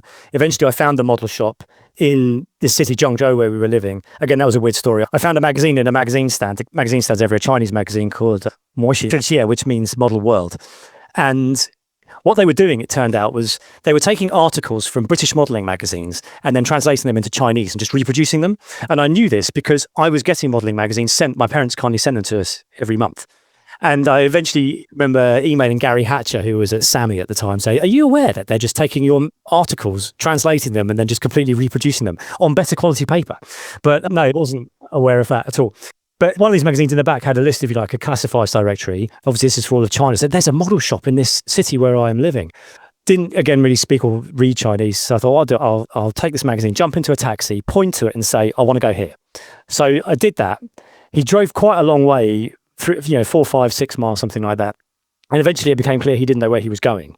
And the problem with addresses in China is they're not as clear cut as they are in this country. With a postcode and an address, you know where you're going to end up. But it doesn't quite work like that. So eventually he stopped on a street and we ended up talking to these locals, and then a crowd gathers. And then someone says, oh, there's a phone number on there. Why don't you call the phone number? So they called the phone number, and the bloke who owned the model shop then got in a van and drove to where I was and picked me up and took me to his model shop. So again, that's customer service for you. But they were selling exclusively Mr. Colour lacquers, no other paints. So that's what I had. And I said I got some from Japan. So I was forced into using lacquers. And after discovering you needed to thin them a lot more than I thought you did, and going through all that, where you airbrush cobwebs and all that kind of stuff, once you dial it in and get used to it, lacquer paint is just absolutely magical. So I use various brands, MRP, but Mr. Colour mainly because later on when we lived in China, we lived somewhere else that was a very short distance from a much better model shop, a walking distance. And I used to walk there every week and buy the next pot in the range, whatever it was, just as an excuse to go. So I've acquired a lot of Mr. Colour paint, mainly for Gundam models that I will never build. But hey, I've got it. Okay, so you're saying that out in China it was very humid. How did you counter that? A lot of water traps? Humid in the summertime, water trap on probably 2 water traps on the compressor. I have never had water come through my airbrush ever. So I don't know if that's just luck or whatever. And really thinning the paint. Mr. Leveling Thinner's obviously got the retarder in it. So that's what, I don't have anything else to say other than that. What's beautiful about the moment around here is it's a really dry heat. But obviously in the wintertime in China, where we were, it's between -5 and 0 and extremely dry. It wouldn't rain for 4 or 5 months, no precipitation, maybe some snow. So you kind of get the extremes between very cold and very dry and very hot and very humid. I'm guessing you used clear gloss. Well, that wasn't available when I was in China. We left there in 2013 and I didn't become aware of GX100 and that till later. So I was actually using Johnson's Clear while I was in China, which is not a product I'd recommend now for that purpose. But to be honest, it was perfectly fine for what I was using it for then. But yeah, I don't tend to gloss models unless I can avoid it. So the Twin Huey got glossed and doesn't look great for it, to be honest. The Mauler I wanted glossed because I think glossy sea blue should be fairly glossy. Oh yes, definitely. But aircraft are difficult to do glossy because polishing is hard because surface detail is a nightmare. And I don't gloss before decals unless I, for some reason, decide to for other reasons. You don't need to with lacquers at all. Yeah, I mean, decaling is voodoo. There are no rhyme or reason to it. Even decals off the same sheet go down differently, even if you do exactly the same thing. So I'm not going to pretend I've got a method or whatever. You always hope for the best. Okay, you mentioned about polishing. What's your process for getting that gloss finish? Like in the glossy sea blue? Yeah. Yeah, sometimes it works quite well. Like I did a Bearcat where I was pretty pleased with it. So I will spray on the gloss, which I probably will use Mr. Colour GX100. Mm-hmm. Wait quite a long time for it to go hard, and then flat it down with, I like Infinity sanding products. The people know Infinity, the sponges and the zebra sticks and the Matador sticks and whatnot. So the sponge material, I've got the films, I've got the sponges. I like all of that stuff. The 2500 grit will do a reasonable job of flatting. And then I use the 8000 buffer because I think that gives, I don't want it looking like it's a car in a car showroom. That's not what it's right. But the 8000 buffer, I think, works quite well.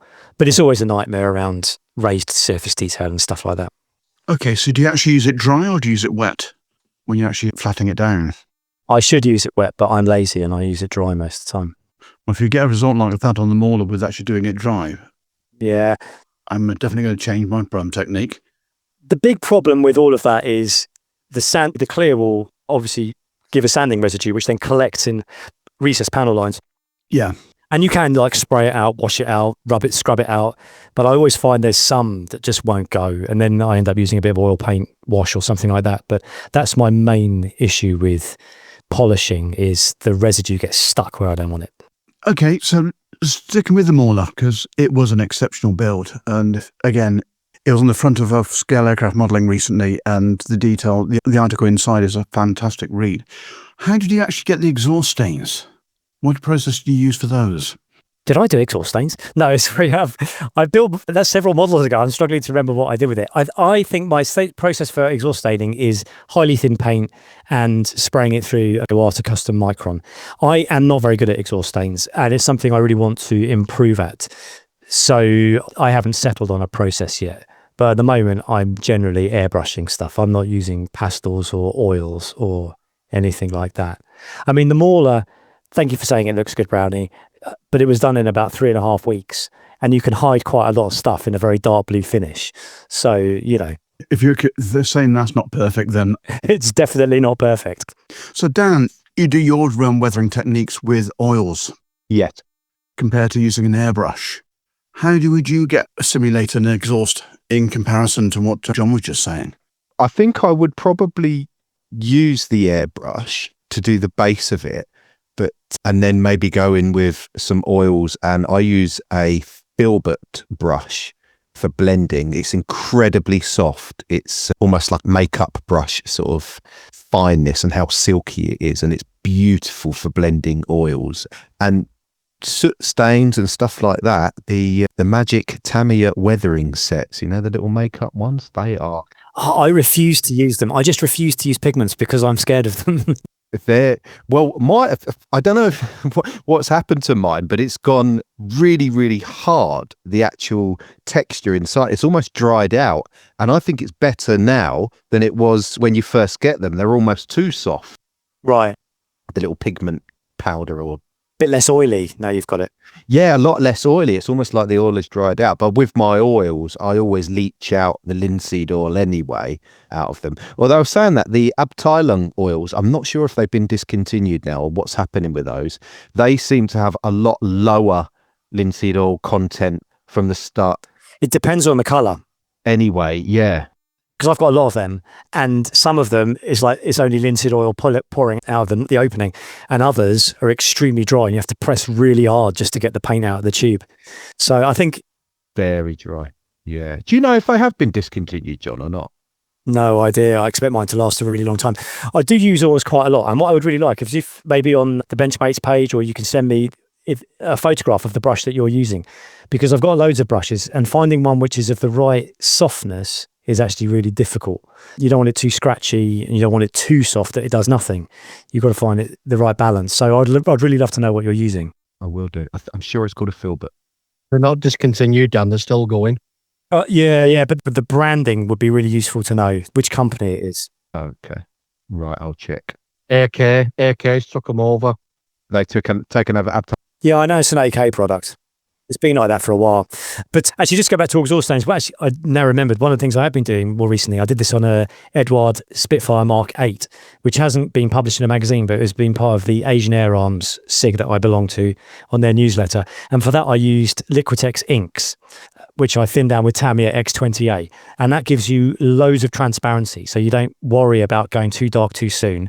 I think I've been a bit too subtle, but the other advantage is you can then dampen a brush with some X20A, like really lighten it, and then do that vertical dragging through it, because you often get that kind of rain marking, the vertical streaking through the exhaust stains.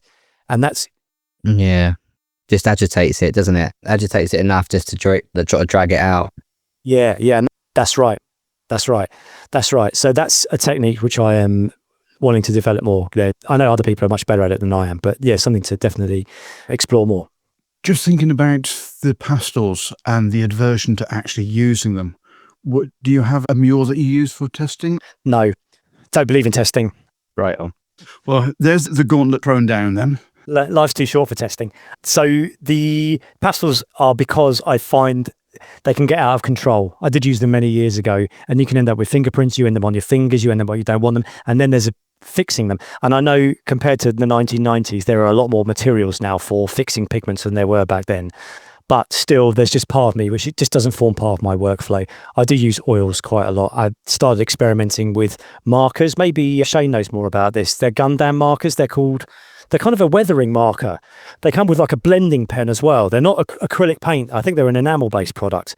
They're called Real Touch markers, and they're not for like doing base coats and stuff. They're for weathering. And then you get this pen, which has got like a solvent in it, which is the same design of pen.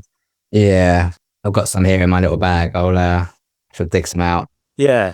But yeah, I think to be fair, it depends on the type of exhaust stain you're going for as well, doesn't it? I think because Yeah, absolutely.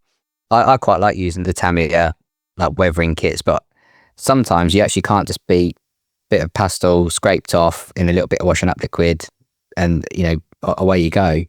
Yeah, I'm absolutely not disputing that they work. People really make them work. It's just whether I want to make them work or not. On these ones, yeah, real touch markers, which is kind of like Yeah, that's right. That's the one. Yeah, which is like your sort of a bit like your rubber, effectively. You rub that over, and you can use it on your panel lining pens. The panel lining pens come in all sorts of shapes and sizes as well. And if you want a fine line, if you've got like a really small panel line that you want to effectively draw in, and there's also the thicker ones, which like you just described there, John. They're mine are dual tipped. Like a weathering. Yeah, that's what these ones are. Yeah, you can either side. Yeah, it's called a shade off, the shade off marker. Anyway, yeah, I haven't used them much, but there's something to explore as well. But I mean, actually, the only thing I do testing for is foil. If I'm foiling an aircraft, I will do quite a lot of testing on that because foil is unbelievably unforgiving. As in a complete aircraft being covered or just panels? Yeah, a complete aircraft. Ah, interesting. So I've done that 3 times, and every time I say I'll never do that again, and I almost certainly will do it again. I'm with you on that, John. I did a full foil of a B-25 Mitchell. Oh man, that's massive. Never again. Yeah. Well, I'm building a B-25 at the end of the year, but it will be natural metal, but it will not be foiled. But I probably will foil a Starfighter again in the future. Oh, you can't beat a natural metal foam Starfighter. Yeah. Well, natural metal, I mean, it's a horrible material to work with, and it never looks quite as good as it should, but I still am, it's like a moth to a flame, just drawn to it as maybe next time it will look better. Yeah, I mean, for those lacquer painters, you can give it a bit of a polish, but you can't do it if it's acrylic or anything like that, because I did a bit of research. You can use the old Tamiya, like polishing compounds that you'd normally like if you're doing a seam line on a canopy. You can use some of that on a bit of lacquer paint, and it just gives it a little bit of a buff. But like you say, it's never quite the same as doing it foil. No, I mean, because obviously Mr. Colour do the super metallic range, which I like very much, and that's unbelievably shiny, really shiny. Yeah, I think, and I that's my kind of would be go-to for a natural metal if I'm not going to use foil. But of course, then they do the other range as well. They're the 2 numbers, like 218, I think is the aluminium one, and they're buffable. Yeah, you got Tamiya's got the mirror paint coming out as well, haven't it? Right. Okay. Yeah. But the problem with the buffable is you can't then weather them or anything. And I've got the SMS. Oh, that's an on. SMS's chrome pack. I bought that recently. That's outstanding. That's as good as the super metallic, in my opinion, the chrome shades. And they set it with a chrome sealer, which is just like a clear acrylic, which it does work really well, but it will always kill some of the shine. It just does. I was just going to say, does it change it? A little bit. Tamiya's lacquer sparkling silver is a chrome, and that's nice. Is that durable? Yes, very durable. Tamiya lacquers are super durable. They are rock hard when they go off. So that's just part of the regular LP range? Yeah, I think it's LP 48 is mica silver. I think it's 72. I think sparkling silver it's called, but when you do that, it's absolutely. But yeah, the super metallics are very, very durable indeed. But the SMS ones, the ultimate chromes, they're the alcohol-based ones, so they will just rub off eventually if you don't seal it with something. Yeah. I mean, the Ushi van der Rosten polishing powders, I again have used that. And one point I thought maybe I'll try doing this over an entire airframe. It's very strongly dependent upon the colour of the base coat underneath. But again, it starts getting everywhere and you end up finding it on things that you don't want it on. Yeah, I was shown a trick by a guy that he only ever built 32nd scale English Electric Lightnings. Oh, wow, yeah. And he would gloss black them, and then we used the Ushi van der Rossum with a woman's makeup brush, and we'd just dab it, and then we'd just work it. And when you seen it change, it was unbelievable.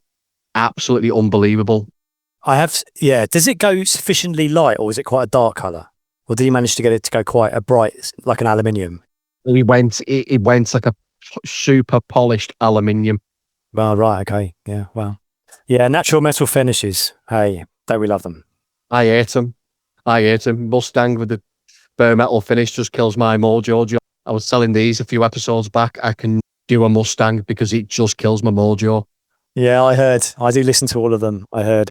Well, I mean, I've done that finished Jersey Jack. I mean, the thing is, like I said, I exclusively paint in acrylics, and you just cannot get that real shiny finish. But what ended up resorting with all the Mustangs I've done actually, they've gone the other way. So if you look at a lot of reference pictures, I know you're saying about the bare metal finish is lighter, but in some of the pictures it almost appears darker. So I've gone like a dark aluminium for what kind of suggests is a natural metal finish, and then on the wings I've gone for like a standard aluminium, so you can get that contrast.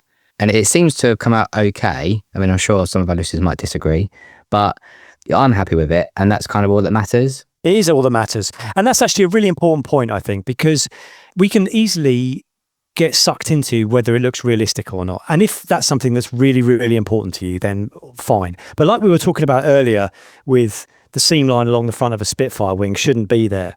I don't care, ultimately. You know, if I was building one of those tanks and the seam line shouldn't be around the wheel or whatever, I would have taken it off because I think it would look better. And all I care about is whether I think it looks better. That's all that matters. And ultimately, I want to say I am making a model, and a model is inherently compromised. And probably for natural metal finishes, even with aluminium foil, it still doesn't look right. It's either too shiny or not shiny enough. The textures in it are not right to scale. It goes a bit bumpy, whatever it might be. And so well, I'll make my peace with that compromise because it's a model, and a model is not the real thing shrunk down. Models by definition are simplifications. That's the definition of a model. Yeah, really good point. Definitely. Well, on that point, I think what we will do is draw close to it for this part of the conversation, and we will get you back on again in a couple of episodes' time, and we will continue because what you've actually covered in with some of the tips and tricks you've actually come up with this evening are an absolute gold dust. And I've just sent the guys a link to your website, which is johnbryon.com. Unusual spellings of John and Bryon. Everyone is dyslexic with my name and will want to call me John Byron. So it's Juliet Oscar November, Bravo Romeo Yankee Oscar November.com. Indeed. And I've just sent them the link for the F94 Starfire you did from Kitty Hawk. Yeah, that's not very good because the foil went down on native Kitty Hawk plastic, which I didn't polish. And as with most, is it called EDM molding tooling, the electronic discharge, whatever it is? Yeah. It leaves a pitted surface, doesn't it? So actually, in many ways, a lot of more modern kits from the manufacturers, which are really good, like Edward, the surface of the plastic is still not as smooth as what Hasegawa were doing in the 1990s. Because the method of tool production is different. And that's a trade-off we're willing to make because that's what they've got to do to be economically viable. And for most of the time, it doesn't matter. But if you get something like a Kitty Hawk F94 Starfire, that surface is fairly rough. And I didn't polish it out. So it means that the bare metal foil, I actually used the branded stuff on that one rather than kitchen foil, which I tend to use, showed up some of that surface texture. So yeah, not brilliant. And all kinds of things wrong with that kit. But there's, on my website, if anyone's interested, the F84E Thunderjet, it's a Revel kit with, well, I did a lot of checkers around the nose and the tail. That's foil, and that's the closest I've got to being satisfied with that. That did get gold at Telford for 1/48th, and that was out of the box. Yeah, no surprise there. It's quality. So, and it got gold, all of honesty, not because it's the best, but because that model screams, look at me, and pay some attention to me. And I think that's what wins medals. Yeah, for those listeners that do go to your website, just have a look at the interior pictures because they're so worth it. I mentioned it earlier on in the conversation, but you know, you're always going to have those as reference. So yeah, I do like that. That's why I do it. And occasionally, and this is really sad, I think this came up on the Plastic Model Mojo about, do you ever look at your finished models? And most of us can't display them. They're in the loft or whatever. But if you can get them online somehow, then you can go back and look at them whenever you want. And if you're trying to get to sleep and you can't sleep, then you go back and look at your old models and send you to sleep. Now, that was one thing I was going to ask you about your website very quickly, because I seem to remember you saying in the past that you always associate each model you build with an event or something that's happened at the time of the build. Yeah, so one thing I didn't say is I build, with two exceptions, I finish every model I start, and I only ever do one at a time. So at any point in my life, I'm only working on one thing, and it was from beginning to end. In 1995, I failed to finish a Revel F14, and last year I failed to finish a Revel A6. There's a theme there. Old Revel. For good reason. Old Revel. But yeah, so for me, it just kind of tracks life. So yes, that's right. It's a way of tracking time for me as well. So why don't you actually put that memory onto your website? Oh, that had never occurred to me before. Mainly because it's personal, probably. Fair enough. Okay. As I said, John, thank you very much for your time. We will get you back on because I can see the amount of emails we're going to get from our benchmates talking about what you've actually discussed this evening. It's been... Well, that's very generous of you, but I doubt I've got much more interesting to say. But I have really, really enjoyed chatting with you guys. Well, I want you back on, John. I want to speak to you more. Yeah, I want you back on because I want to continue some other bits. So definitely. Most definitely. Yeah. But I will now admit, I've been sat in a room with a chateau and now I am hot. And there it comes. Yep. And you can go and watch the football. John, thank you very much for your time. Yeah, both for yourself. Well, thank you. Thanks for all mine. Hopefully we'll catch up with you at Telford, and most probably, I know Nevs and myself are going to SMC. Yeah, very much the intention. I've got a lot going on in my life, which means I'm not making plans far into the future, but my stated intention is definitely to be at SMC and Telford all weekend. That's what I usually do. Brilliant. Okay, we'll hopefully catch up with you there. For now, thank you very much, John, and we'll speak to you again. Thank you. Cheers, John. Cheers, John. Bye-bye. Cheers. Bye-bye.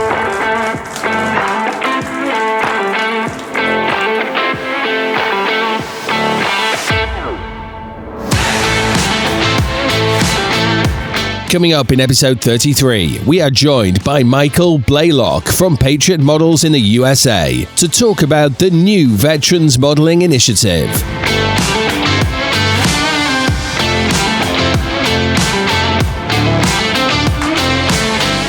That brings us to an end for episode 32 of Beyond the Box Art. So, from Dan. Thanks, Benchmates. From Boulders. Au revoir, benchmates. From Shane. Take care, Benchmates. And from John. 再见我的朋友. Bye-bye from John. That'll do. Oh, your Chinese listener will understand what I was talking about. Listener, there's multiple. And Nev's obviously fallen off after all the booze he's been having. He disappeared off the call because obviously it fell out from Mexico. From myself, thank you very much for listening, and we'll speak to you again in a fortnight. Bye-bye for now.